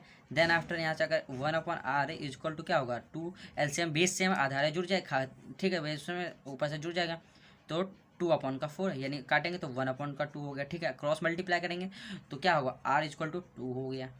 आई होप इतना क्लियर है, क्लियर है। अब देखिए अब कुछ हमारे पास जो सर्किट बन के आएगा, देखिए ये सर्किट तो बना है, अब कुछ हमारे पास जो सर्किट बन के आएगा जो इस तरीके से आएगा, ठीक है। अब इस तरीके से कोई 2 ओम आएगा, ठीक है, ठीक है, इस तरीके से फाइंड करना है अभी हमें।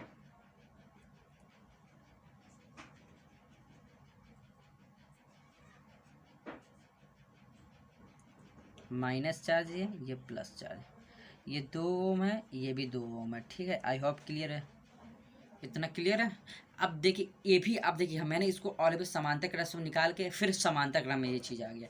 अब देखिए फिर हम समांतर क्रम का फॉर्मूला यही, जस्ट अभी जो फॉर्मूला लगाया यही फॉर्मूला लगाएंगे, ठीक है।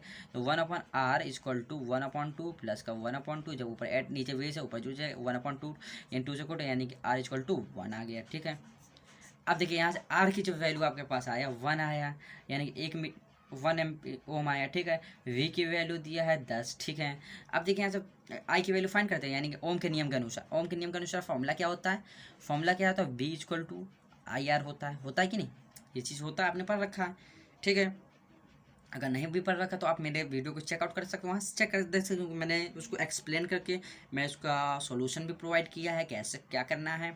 तो यहाँ से अगर आई की वैल्यू फाइंड कर तो आई को एजिट यहाँ रख दीजिए, ठीक है। और वी को हमने अगर रिप्लेस कर दे तो बी = r आ जाएगा, ठीक है। आई क्या होगा, आई की वैल्यू, वी की वैल्यू आपके पास 10 दिया है, ठीक है। आई की वैल्यू 2 दिया है, आर की वैल्यू 1 दिया है, ठीक है, 1 ठीक है।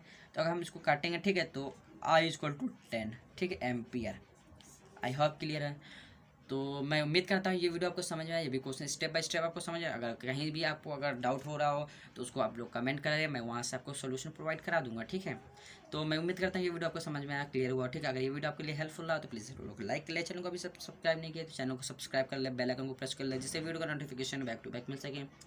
तो प्लीज़ इस वीडियो को ज़्यादा सपोर्ट करें। और मैं इसी तरह से क्लास 10th के इंपॉर्टेंस क्वेश्चंस मैं अपलोड कर रहा हूँ, ठीक है, जो कि बोर्ड एग्जाम के लिए वेरी इंपॉर्टेंस होने वाला है।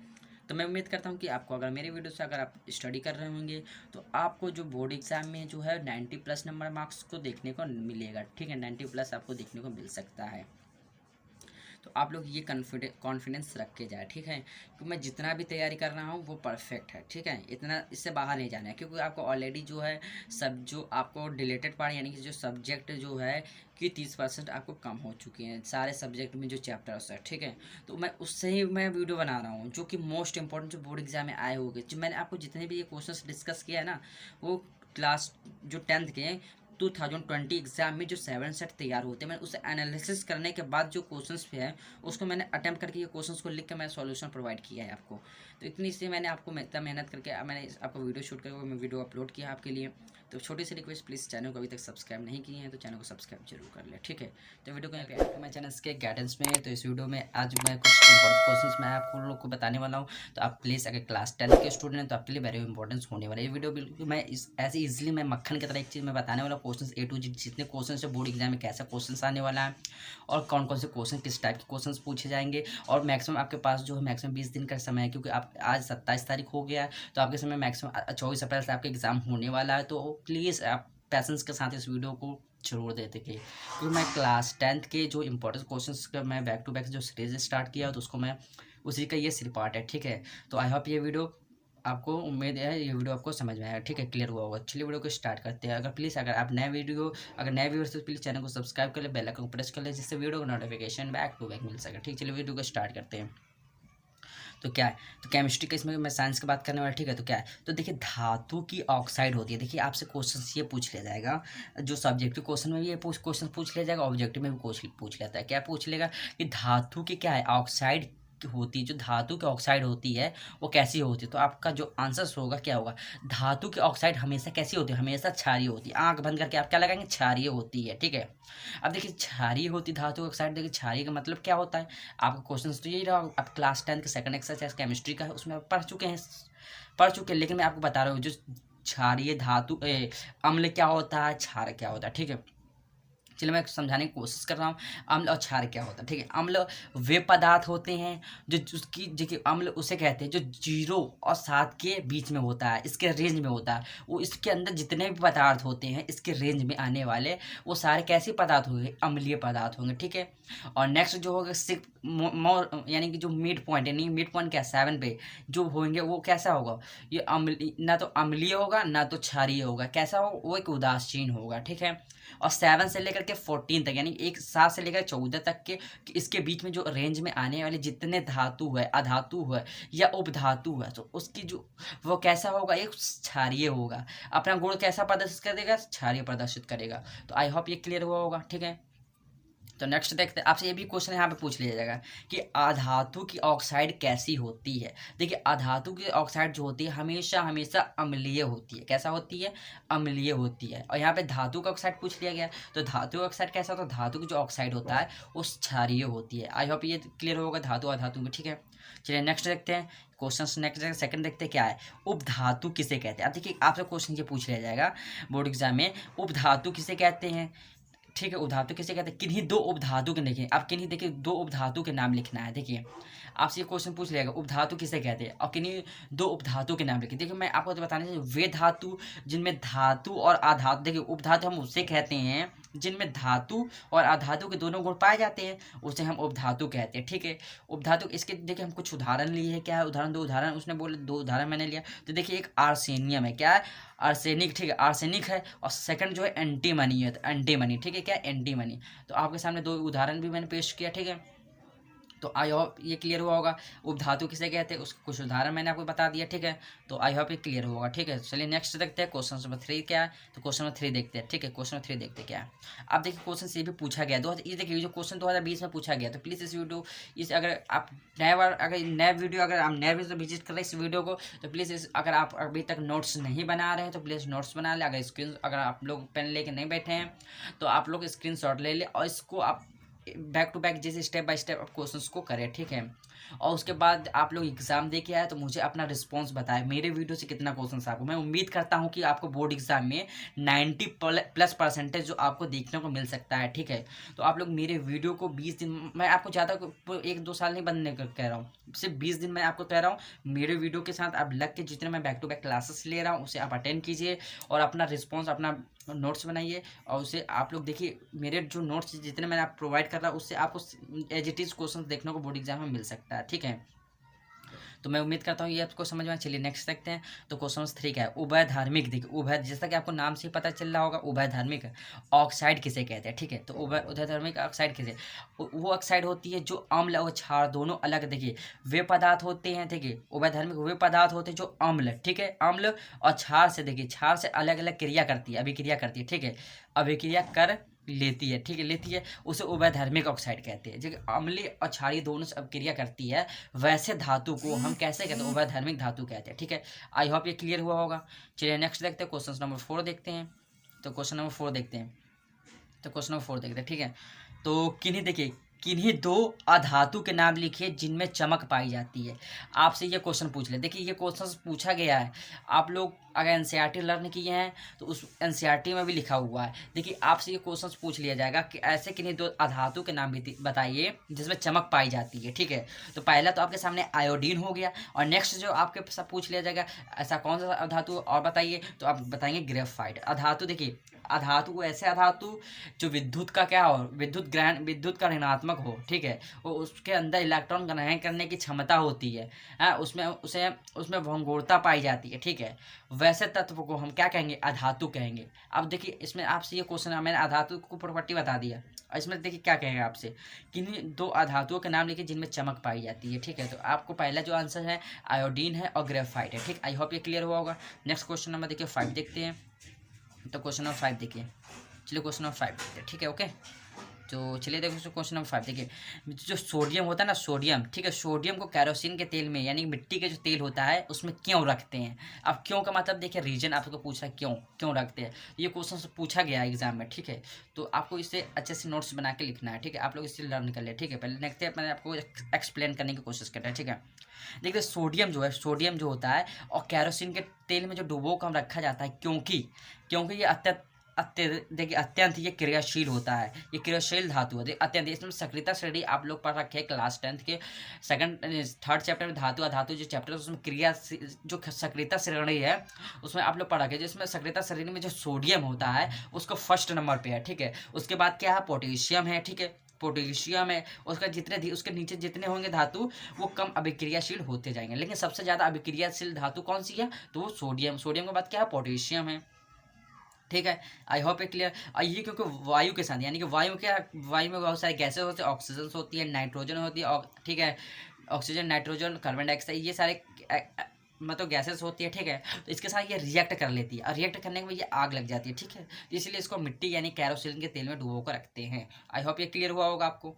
नेक्स्ट देखते हैं क्वेश्चन नंबर 6 देखते हैं। क्वेश्चन नंबर 6 क्या है, तो क्वेश्चन नंबर 6 देखते हैं, ठीक है। तो हीरा व ग्रेफाइट किस प्रकार के अपर होते हैं, आपसे ये पूछ लिया गया, हीरा और ग्रेफाइट किस प्रकार के अपर। जो हीरा और ग्रेफाइट जो है कार्बन का एक अपर रूप है, किसका है, कार्बन का अपर रूप है, ठीक है। आई होप ये क्लियर हो। अच्छा आप लोगों में ये कमेंट करके बताएं, जो ग्रेफाइट होता है ना विद्युत का सुचालक होता है या कुचालक होता है, आप हमें ये कमेंट करके एक बार जरूर बताएं, ठीक है। आई होप ये क्लियर होगा। नेक्स्ट क्वेश्चन नंबर देखिए, क्वेश्चन नंबर 7 देखते हैं, ठीक है। क्वेश्चन नंबर 7 देखते हैं, चलिए क्वेश्चन नंबर 7 देखते हैं। तो क्वेश्चन नंबर 7 देखते हैं क्या है, ठीक है। आई होप ये क्लियर हुआ होगा। तो क्वेश्चन नंबर 7 देखते हैं। तो सोडियम, देखिए सोडियम कार्बोनेट के 2 प्रमुख उपयोग लिखे। देखिए सोडियम जो कार्बोनेट है उसके 2 उपयोग, आपका प्रमुख उपयोग पूछ रहा है क्या होता है, ठीक है। तो देखिए सोडियम जो फर्स्ट देखिए हमने उपयोग लिखा, सेकंड लिखा है, तो फर्स्ट देखते क्या जैसे सोडियम कार्बोनेट का है। जो आप पहले सोडियम कार्बोनेट क्या होता है, आप पहले इसका सूत्र से आप समझिए क्या होता है। सोडियम कार्बोनेट का जो होता है Na, ठीक है, NaCO3 होता है, क्या होता है, NaCO3, ठीक है। मैं यहाँ पे लिख दूँ यहाँ पे मैं लिख दूँ तो Na, ठीक है, NaCO3 होता है, ठीक है। सोडियम कार्बोनेट का जो फॉर्मूला होता है आपसे फॉर्मूला भी पूछ लिया जाएगा, ठीक है। सोडियम कार्बोनेट का फॉर्मूला क्या होता है, तो NaCO3 होता है, ठीक है। अब चलिए इसके कुछ उपयोग देखते हैं क्या है। तो प्रयोगशाला, देखिए प्रयोगशाला के अभिकर्मक के रूप में प्रयोग करते हैं। जो प्रयोगशाला होता है उसमें अभिकर्मक मतलब क्या, आप ये पूछेंगे अभिकर्मक क्या होता है, तो अब जो प्रयोगशाला में इसको सोडियम का उपयोग हम देखिए, जो एक गैस को दूसरे गैस में मिलाकर ही बनता है रिएक्ट करके, उसे रिएक्ट कराने अभिक्रिया एक तरह से अभिकर्मक उसका उपयोग करते हैं, ठीक है। इसके लिए हम प्रयोग करते हैं। तो आई होप ये क्लियर हो। नेक्स्ट जो है देखिए कांच तथा बोरेक्स, देखिए कांच तथा बोरेक्स के निर्माण में दिया है। एक बोरेक्स क्या है, अब बोरेक्स एक प्रकार की देखिए ना इसको धातु कह सकते हैं ना अधातु कह सकते हैं, ये एक तरह से ह्यूमन यानी जो मानव द्वारा निर्मित एक तत्व है, ठीक है। बोरेक्स का निर्माण करता है। तो आई होप ये क्लियर हुआ होगा। नेक्स्ट क्वेश्चन नंबर देखिए, क्वेश्चन नंबर 8 देखते हैं। तो क्वेश्चन नंबर 8 देखते हैं, तो चलिए क्वेश्चन नंबर 8 देखते हैं, ठीक है।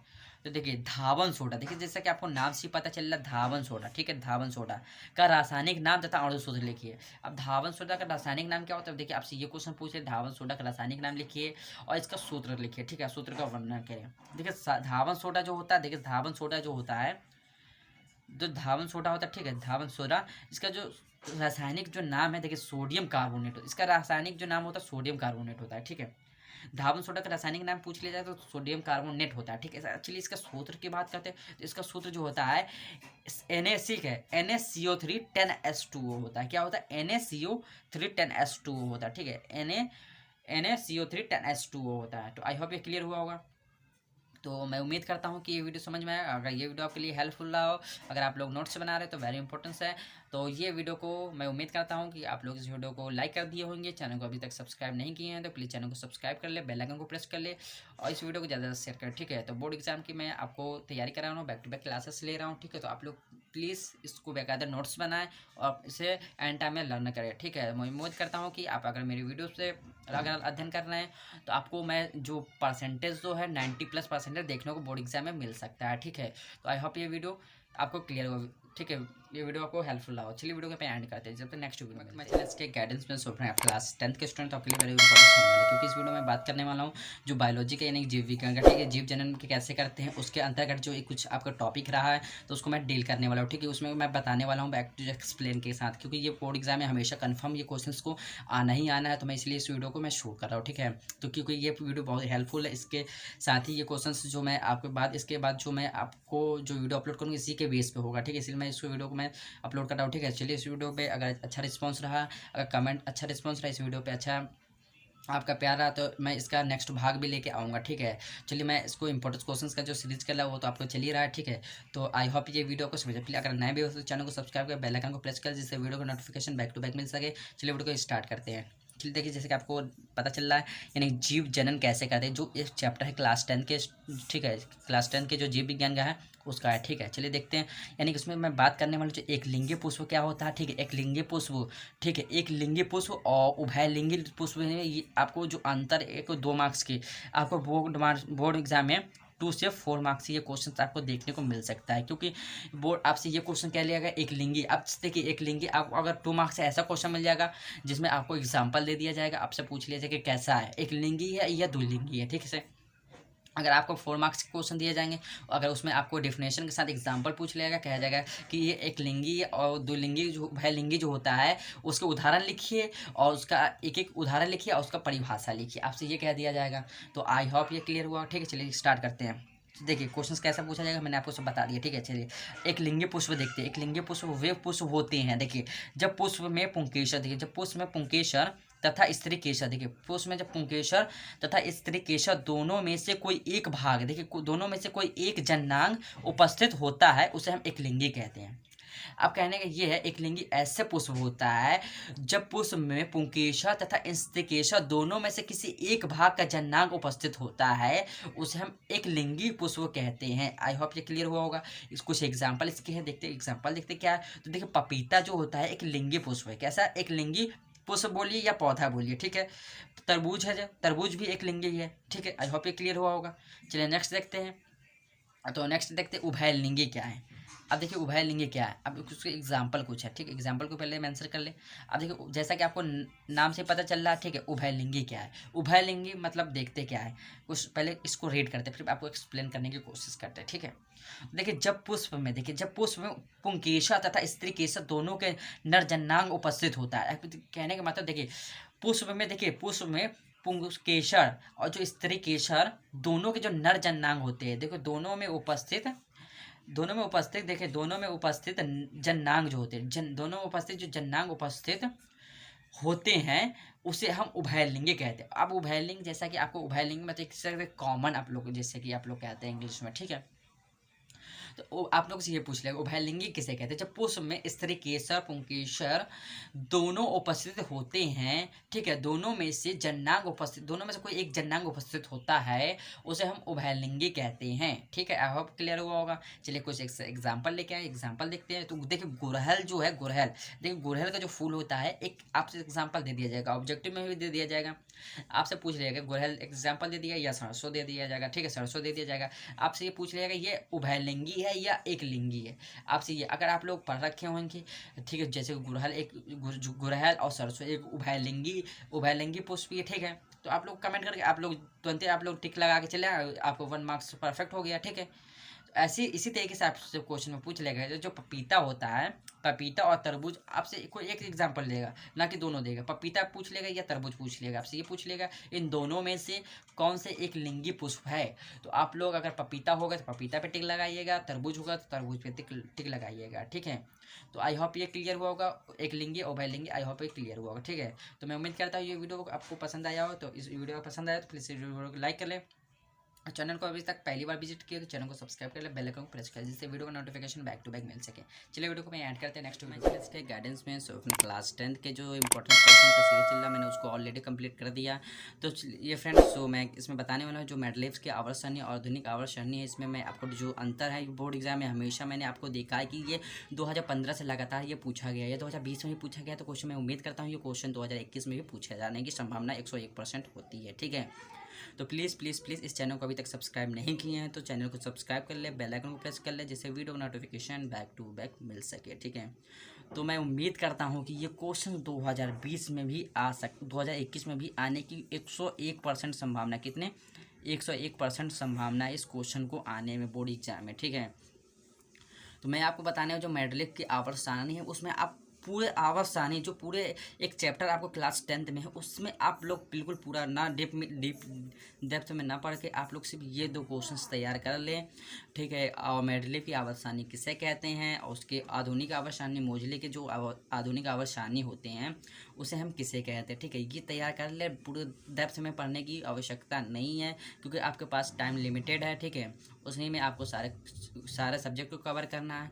तो मैं आपको जो मैं आपको बता रहा हूँ उसे आप कवर करते चले जाए। तो मैं उम्मीद करता हूँ जो आपको 90+ मार्क्स जो 90+% जो होते हैं बोर्ड एग्जाम उसमें देखने को मिल सकता है, ठीक है। चलिए स्टार्ट करते हैं। जो देखते हैं मैडलिफ की आवर्त सारणी आधुनिक आवर्त सारणी में जो मैं आपको डिफरेंस बताने यानी कि अंतर बताने वाला, ठीक है। पहले देख लेते हैं मैडलिफ की आवर्त सारणी क्या होती है, ठीक है। तो पहले मैं आपको बताता हूँ मैडलिफ की जो आवर्त सारणी होती है वो क्या होती है, उसके बाद नेक्स्ट मैं फिर बताऊंगा मोजले की आवर्त सारणी, मतलब आधुनिक आवर्त सारणी को ही हम मोजले की आवर्त सारणी कहते हैं।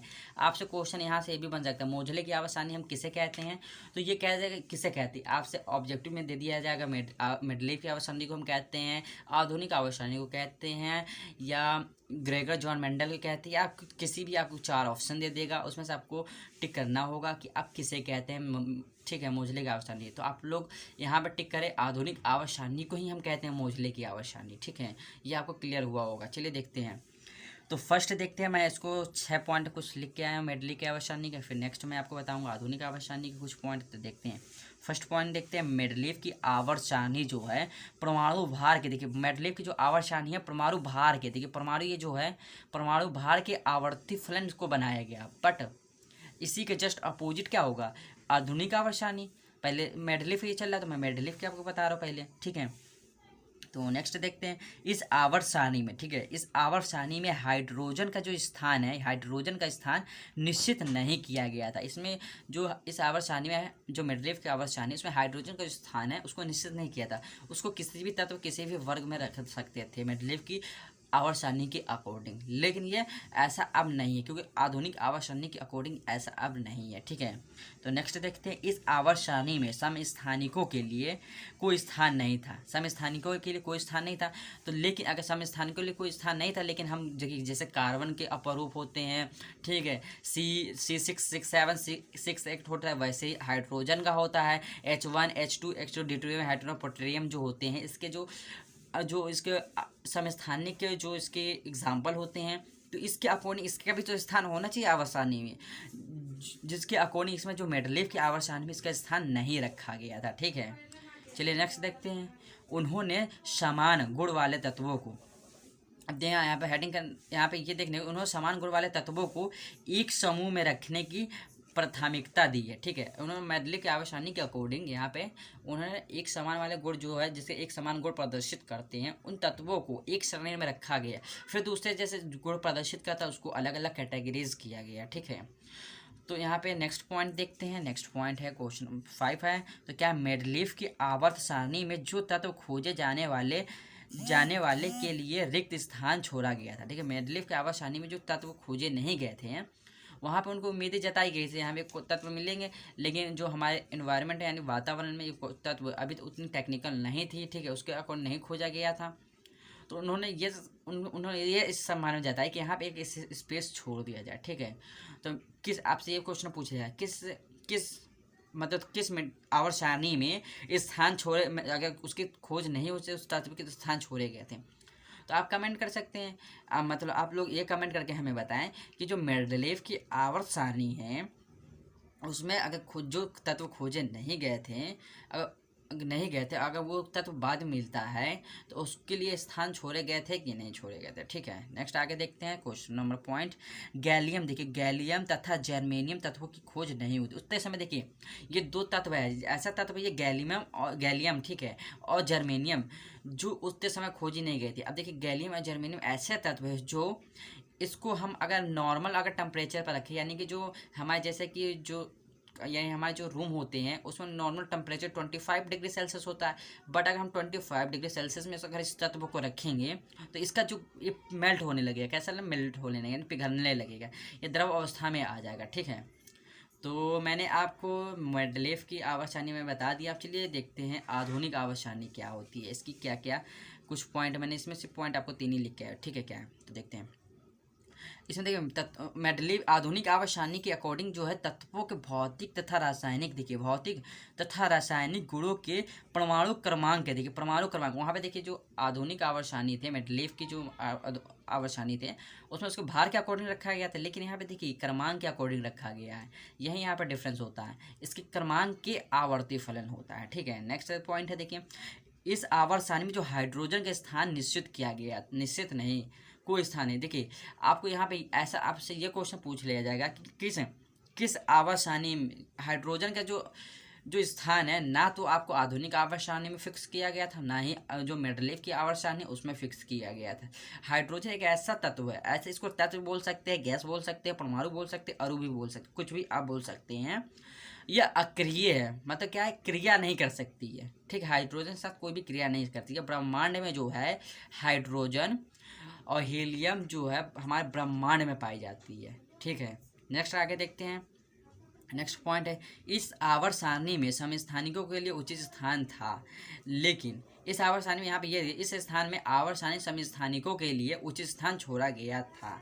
अब देखिए, आपसे पूछ लिया जाएगा कि आधुनिक आवर्त सारणी और मेंडलीव की आवर्त सारणी में आपको अंतर बताएं, तो आप पूरे ये डेप्थ में आप थोड़ी तो ये बताएंगे, आपको इसमें से सिर्फ 4-4 5-5 पॉइंट आपको लर्न कर लेने हैं, आपको तैयार कर लेने हैं, और ये कन्फर्म मैं आपको बता रहा हूँ, ये क्वेश्चन आएगा इस बार एग्जाम में। ठीक है, तो इसको तैयार जरूर कर ले, प्लीज़ मेरी हम्बल रिक्वेस्ट है, इस क्वेश्चन को जरूर तैयार करके जा। ठीक है, और प्लीज़ अगर अभी तक इस वीडियो को अभी तक लाइक नहीं किया तो प्लीज़ लाइक किया, चैनल को सब्सक्राइब नहीं किया तो चैनल को सब्सक्राइब जरूर करें। ठीक है, चलिए बैक टू माय चैनल इसके गाइडेंस में। सो अपने क्लास 10th के मैं जो क्लास 10th के साइंस का जो इंपॉर्टेंट क्वेश्चन लेके आया मैं, तो उसका जो सीरीज़ चल रहा है, तो मैं इंपॉर्टेंट क्वेश्चन का मैं आपको बात करने वाला, जो समझात और समरूप अंक क्या होता है, क्या कैसा होता है, और डेफिनेशन जो बोर्ड एग्जाम में जो आपको 4 मार्क्स के जो क्वेश्चन देखने को मिलते हैं, यानी 4 मार्क्स के क्वेश्चन देखने को मिलते हैं। ठीक है, मैं A to Z एग्जाम्पल के साथ मैं बिल्कुल एक्सप्लेन करके दिखाने वाला हूँ, तो प्लीज़ इस वीडियो को पेशेंस के साथ जरूर देखिए।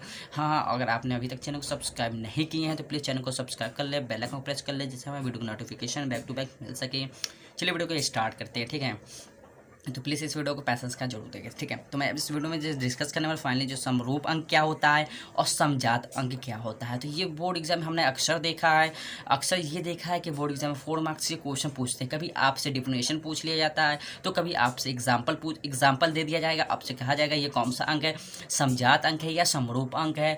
तो मैं आपको जो आप लोग अगर मान लीजिए आपके बोर्ड एग्जाम में अगर मान लीजिए आपका एग्जाम्पल आ गया, तो आप एग्जाम्पल से पहचान सकते हैं कि ये समरूप अंक है या समजात अंक है। अगर आपको डिफिनेशन दे दी जाती है तो आप डिफिनेशन भी लिख सकते हैं। समरूप अंक के अलग डिफिनेशन होता है और समजात अंक के अलग डिफिनेशन होता है। ये क्लास साइंस के जो क्लास 10 के साइंस यानी कि विज्ञान के जो जीव विज्ञान होता है उसके तहत ये क्वेश्चंस जो सेकंड एक्सरसाइज का है, तो मैं उसका कुछ ये एक पॉइंट्स टाइप का है, तो ये क्वेश्चन हम हमेशा कंफर्म बनता ही है यहाँ से। ठीक है, तो ये इसको एक बार जरूर तैयार कर ले। ठीक है, आई होप ये वीडियो क्लियर हुआ। चलिए स्टार्ट करते हैं। चलिए यहाँ पे हम देखते हैं, पहला आता है समरूप क्या होता है। समरूप अंक क्या होता है, देखिए वे अंक जो समान कार्य करते हैं। देखिए वे अंक होते हैं जिससे समान कार्य करते हैं, उनका कार्य समान होता है तथा दिखने में भी समान होते हैं। समान कार्य करते हैं, उनका समान कार्य होता है और दिखने में भी समान होते हैं, लेकिन उसकी आकृति ये देखिए, लेकिन उसकी उत्पत्ति जो होती है, उत्पत्ति तथा संरचना जो होती है, यहाँ पे देखिए मेन पॉइंट अंडरलाइन करने की बात ये होती है कि उसकी उत्पत्ति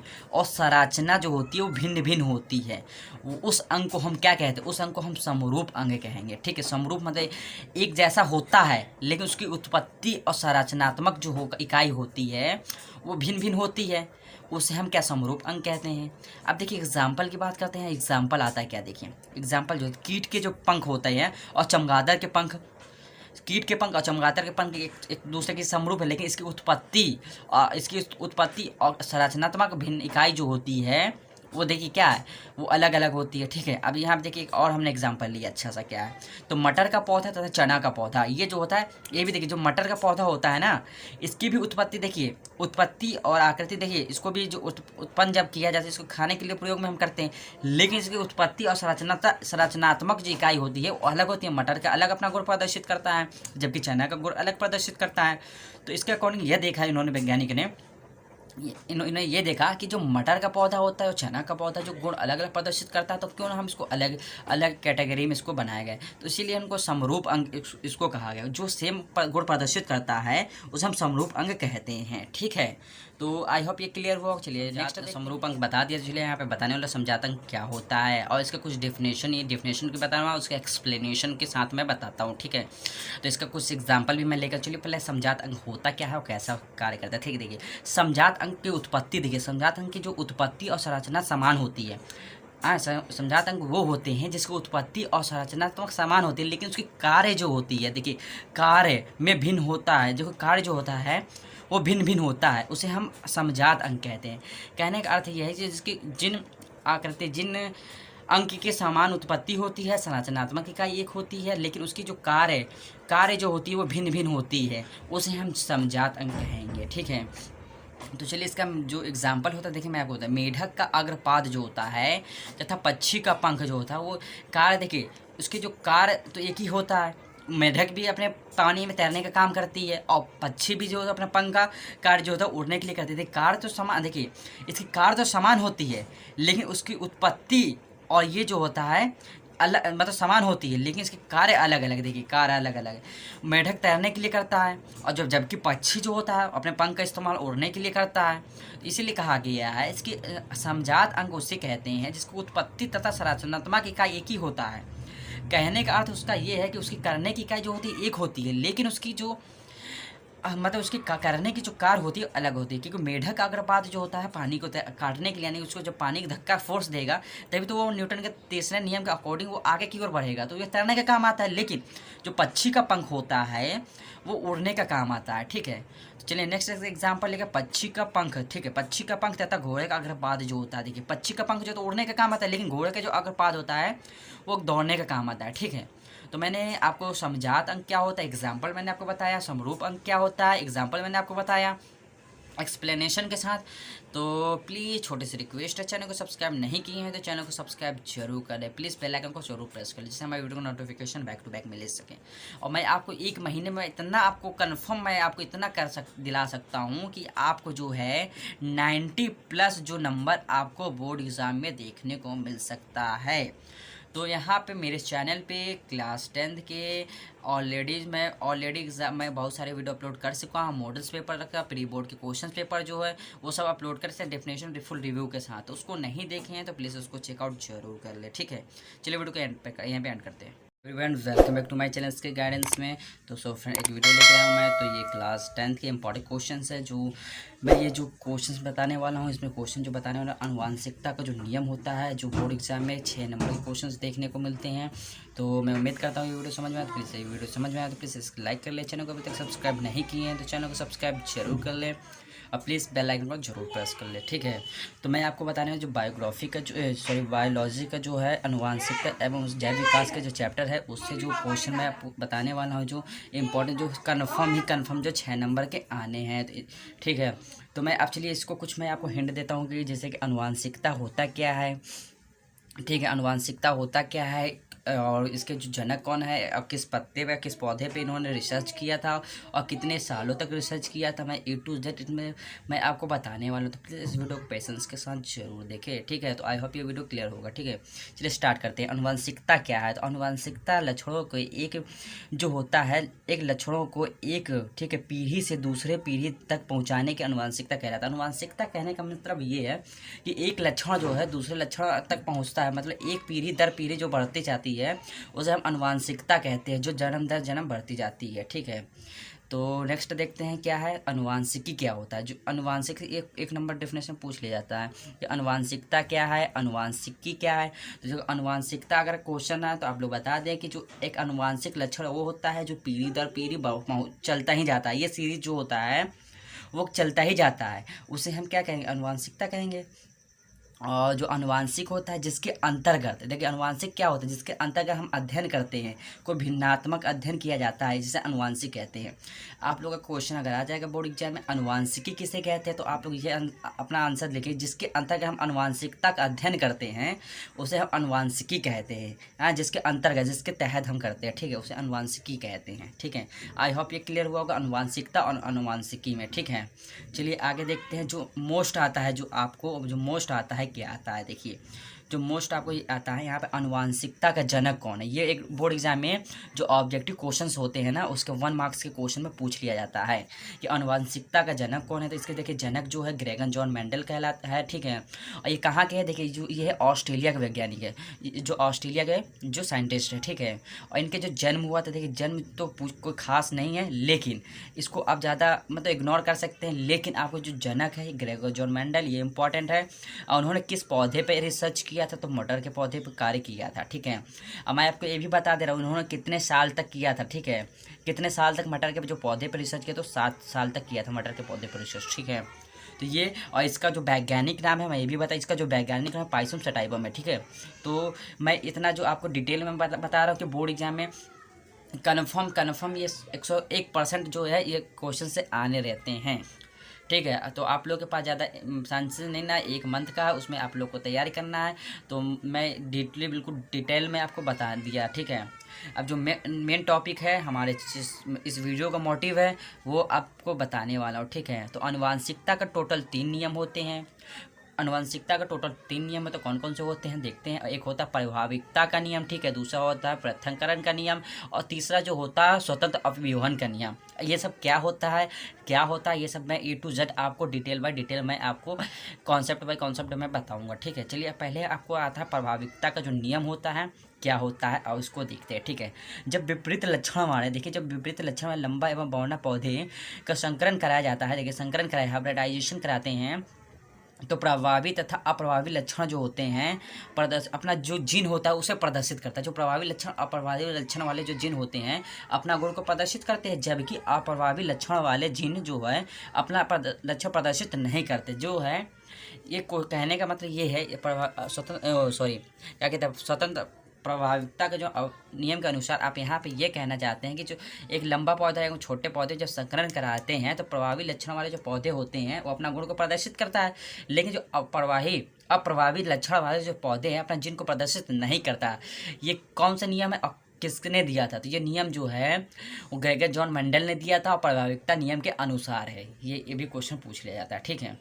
तो आई होप ये क्लियर हुआ होगा आपको, ठीक है। चलिए आगे देखते हैं इसके कुछ वो है, क्या कहते हैं, आगे इसके कुछ मैंने आपको डायग्राम लेके आया है। क्या है डायग्राम, इसके जो सीरीज़ है क्या, देखिए अब देखिए शुद्ध लंबा पौधा है, इसको हमने कैपिटल टी से डिनोट किया है, और शुद्ध जो बौना पौधा है उसको हम स्मॉल टी से वो किया है, ठीक है। अब देखिए दोनों में जब हमने संकरण कराया, दोनों में जब संकरण कराया तो देखिए इसका एक टी आया और इसका स्मॉल टी आया, कैपिटल टी। और जब दोनों में जब होता है देखिए प्रभावी लक्षण वाला अपना जो जिन होता है, देखिए ये जिन को प्रदर्शित कर रहा है, ये देखिए जिन को प्रदर्शित कर रहा है, तो ये कौन सा लक्षण हुआ? प्रभावी लक्षण हुआ, जो अपना जिन को प्रदर्शित करता है। जो अपना जिन को प्रदर्शित नहीं करता है वो कौन सा लक्षण? तो अप्रभावी लक्षण होता है, ठीक है। तो आई होप ये क्लियर हुआ होगा। चलिए मैंने आपको बता दिया एक नियम, और सेकंड जो नियम है आपको, जो सेकंड नियम मैं आपको बताने वाला हूँ, सेकंड जो है पृथक्करण का नियम, इसके अंतर्गत क्या होता है और क्या कैसा होता है मैं सब बताने वाला हूँ, ठीक है। तो दोनों में वेट कीजिएगा। तो चलिए मैं आपको डिटेल के साथ बता रहा हूँ स्वतंत्र पृथक्करण का नियम क्या होता है। तो इसके अंतर्गत जो होता है, जो कारक युग्मक बनते हैं, जो इसके अंदर जो कारक युग्मक बनते हैं और समय समय के साथ आधे आधे पृथक्करण होकर के नर युग्मकों में जो होता है नर युग्मकों में चले जाते हैं, और ये पीढ़ी दर पीढ़ी, देखिए जो ये है पीढ़ी दर पीढ़ी पृथक होते हैं, मतलब पीढ़ी दर पीढ़ी ये जो होता है प्रोसेस वो चलता रहता है। इस नियम को हम पृथक्करण नियम कहते हैं। जैसा कि आपको नाम से ही पता चल रहा है, पृथक्करण मतलब बांटना, एक तरह से मान लो छोटे छोटे टुकड़ों में बांटना, जिसे हम कहते हैं पृथक करना है, मतलब अलग करना। तो आपको ये क्वेश्चन आ जाता है किसने दिया था इस नियम को, डायरेक्ट आपको कहेंगे आंख बंद करके मारेंगे ग्रेगर जॉन मेंडल ने दिया था, ठीक है। और ये किस नियम के अंतर्गत? ये पृथक्करण नियम के अंदर होता है। जो नर युग्मकों को आधे आधे जो भाग होता है वो पीढ़ी दर पीढ़ी चलते रहता है। इस नियम को हम क्या कहेंगे? पृथक्करण का नियम कहेंगे, ठीक है, जैसा कि नाम से ही आपको पता चल रहा है। चलिए आगे मैं आपको इसमें जो आपको मैंने एक डायग्राम बना के दिखाया, मैं आपको समझाने की कोशिश कर रहा हूँ। इसको देखिए, जो लंबा पौधा है, शुद्ध लंबा पौधा है, उसको हमने कैपिटल टी से डिनोट किया है, और स्मॉल जो लंबा पौधा है उसको हमने कैपिटल टी से डिनोट किया। जब इसको हमने अलग अलग जो हमने उसको किया, पृथक किया, जब इसको अलग अलग हमने पृथक किया तो एक टी ये बना, एक टी ये बना, ठीक है। जब इसको हमने अगर सेक्चुअल कराया तो एक टी ये बना, स्मॉल टी ये बना। तो ये कहने का तात्पर्य ये बता रहा है कि जो पृथक्करण नियम के अनुसार है, जब हम किसी पौधे, किसी हम जिन को अगर हम अलग अलग पृथक कराते हैं तो ये पीढ़ी दर पीढ़ी अलग अलग चलता रहता है इस प्रोसेस में। यहाँ से भी अगर माने डबल टी है तो यहाँ से पृथक आगे होता चला गया, ये टी बनेगा, ठीक है, ये भी टी बन जाएगा। तो यहाँ से ये जो कंडीशन होता है, इसके अकॉर्डिंग, जिस डेफिनेशन के अकॉर्डिंग ये आगे बढ़ता रहता है, ठीक है। तो मैंने आपको दो नियम बता दिया है, कौन सा बताया है? प्रभाविकता का नियम, और आपको प्रभाविकता नियम और पृथक्करण का नियम मैंने आपको बता दिया। अब चलिए आगे नेक्स्ट जो होता है स्वतंत्र अपव्यूहन का नियम, जो क्या होता है और मैं आपको बताने वाला हूँ। मैं बहुत मुश्किल से लिख के, तो प्लीज़ इस वीडियो को लाइक ज़रूर करें, ठीक है। बड़ी मुश्किल से मैं वीडियो बनाता हूँ और लिख के लाता हूँ, ठीक है। तो चलिए देखते हैं स्वतंत्र अपव्यूहन का नियम क्या होता है, ठीक है। तो स्वतंत्र अपव्यूहन के नियम में जब दो लक्षणों को एक साथ संकरण कराया जाता है तो दोनों लक्षणों के जिन युग्मों को अलग अलग प्रदर्शित, देखिए अलग अलग क्या है हो जाते हैं, प्रदर्शित करता है। देखिए जब दो लक्षणों यानी लक्षण वाले जिनों को संकरण कर आपस में कराते हैं तो दोनों लक्षण वाले जिन जो है अलग अलग गुण प्रदर्शित करता है, देखिए अलग अलग गुण प्रदर्शित करता है। इस नियम को हम स्वतंत्र अपव्यूहन का नियम भी कह सकते हैं। आगे आप देखिए क्या है, और स्वतंत्र रूप से यह अपना लक्षण प्रदर्शित करता है। ये देखिए जो दोनों है गुण वाले लक्षण जो होते हैं, अप्रभावी लक्षण वाले जो जिन होते हैं, जब दोनों को वो कराते हैं, क्या संकरण कराते हैं, तो उन दोनों में जो अपना जो गुण होता है, लक्षण होता है, वो प्रदर्शित करता है, लेकिन अलग अलग प्रदर्शित करता है। तो क्या है, एक लक्षण का जिन दूसरे लक्षण के जिन को प्रभावित नहीं करता है। जो कहने का तात्पर्य, एक लक्षण का जो जिन है दूसरे लक्षण के जिन को प्रभावित नहीं करता है, उसको कॉपी नहीं करता है, ठीक है, कहने का अर्थ ये है। तो ये किसके नियम के अकॉर्डिंग होगा? तो ये स्वतंत्र अपव्यूहन के नियम के अकॉर्डिंग हो गया। इसने किसने दिया था? ग्रेगर जॉन मेंडल ने दिया था। और चलिए इसके मैंने आपको एक डायग्राम है आपको बताया, चलिए बताते हैं क्या है। तो देखिए जो प्रभावी लक्षण वाले पौधे होते हैं, देखिए अप्रभावी लक्षण वाले पौधे, ठीक है। तो इसको गोल पीला हमने XRR से, ठीक है, YY से, गोले पीले को हमने कैपिटल RR से और कैपिटल YY से, इसको जो झुर्रीदार जो हरा पौधा जो होता है उसको हम स्मॉल R से और स्मॉल Y से हमने डिनोट किया। जब इस दोनों में हम संकरण कराते हैं तो देखिए जब यहाँ पे दोनों संकरण कराते हैं, देखिए यहाँ से जब हमने संकरण कराया तो जैसे सेकंड नियम के अकॉर्डिंग जो होता है, क्या कहते हैं, जो प्रथम नियम के अकॉर्डिंग, पृथक्करण के नियम के अकॉर्डिंग जो होता है उसमें अलग अलग जिन प्रदर्शित करता है। तो यहाँ से दोनों आ गया, ठीक है। जब हमने यहाँ से इसको फिर हमने सेक्सुअल कराया तो देखिए दोनों गुण प्रदर्शित कर रहा है, ये फर्स्ट नियम के अकॉर्डिंग, किसके, प्रभाविकता के नियम के अकॉर्डिंग ये हो गया। तो टोटल ये कौन सा गोला तथा पीला पौधा बनता है, ठीक है। तो मैं उम्मीद करता हूँ ये वीडियो समझ में आए, तो प्लीज़ अगर वीडियो समझ में आए तो प्लीज़ इस वीडियो को लाइक करें, चैनल को भी सब्सक्राइब नहीं किए हैं तो चैनल को सब्सक्राइब जरूर करें। तो आई होप ये वीडियो समझ में आए। चलिए वीडियो को बंद कर एंड करते हैं यहाँ पे।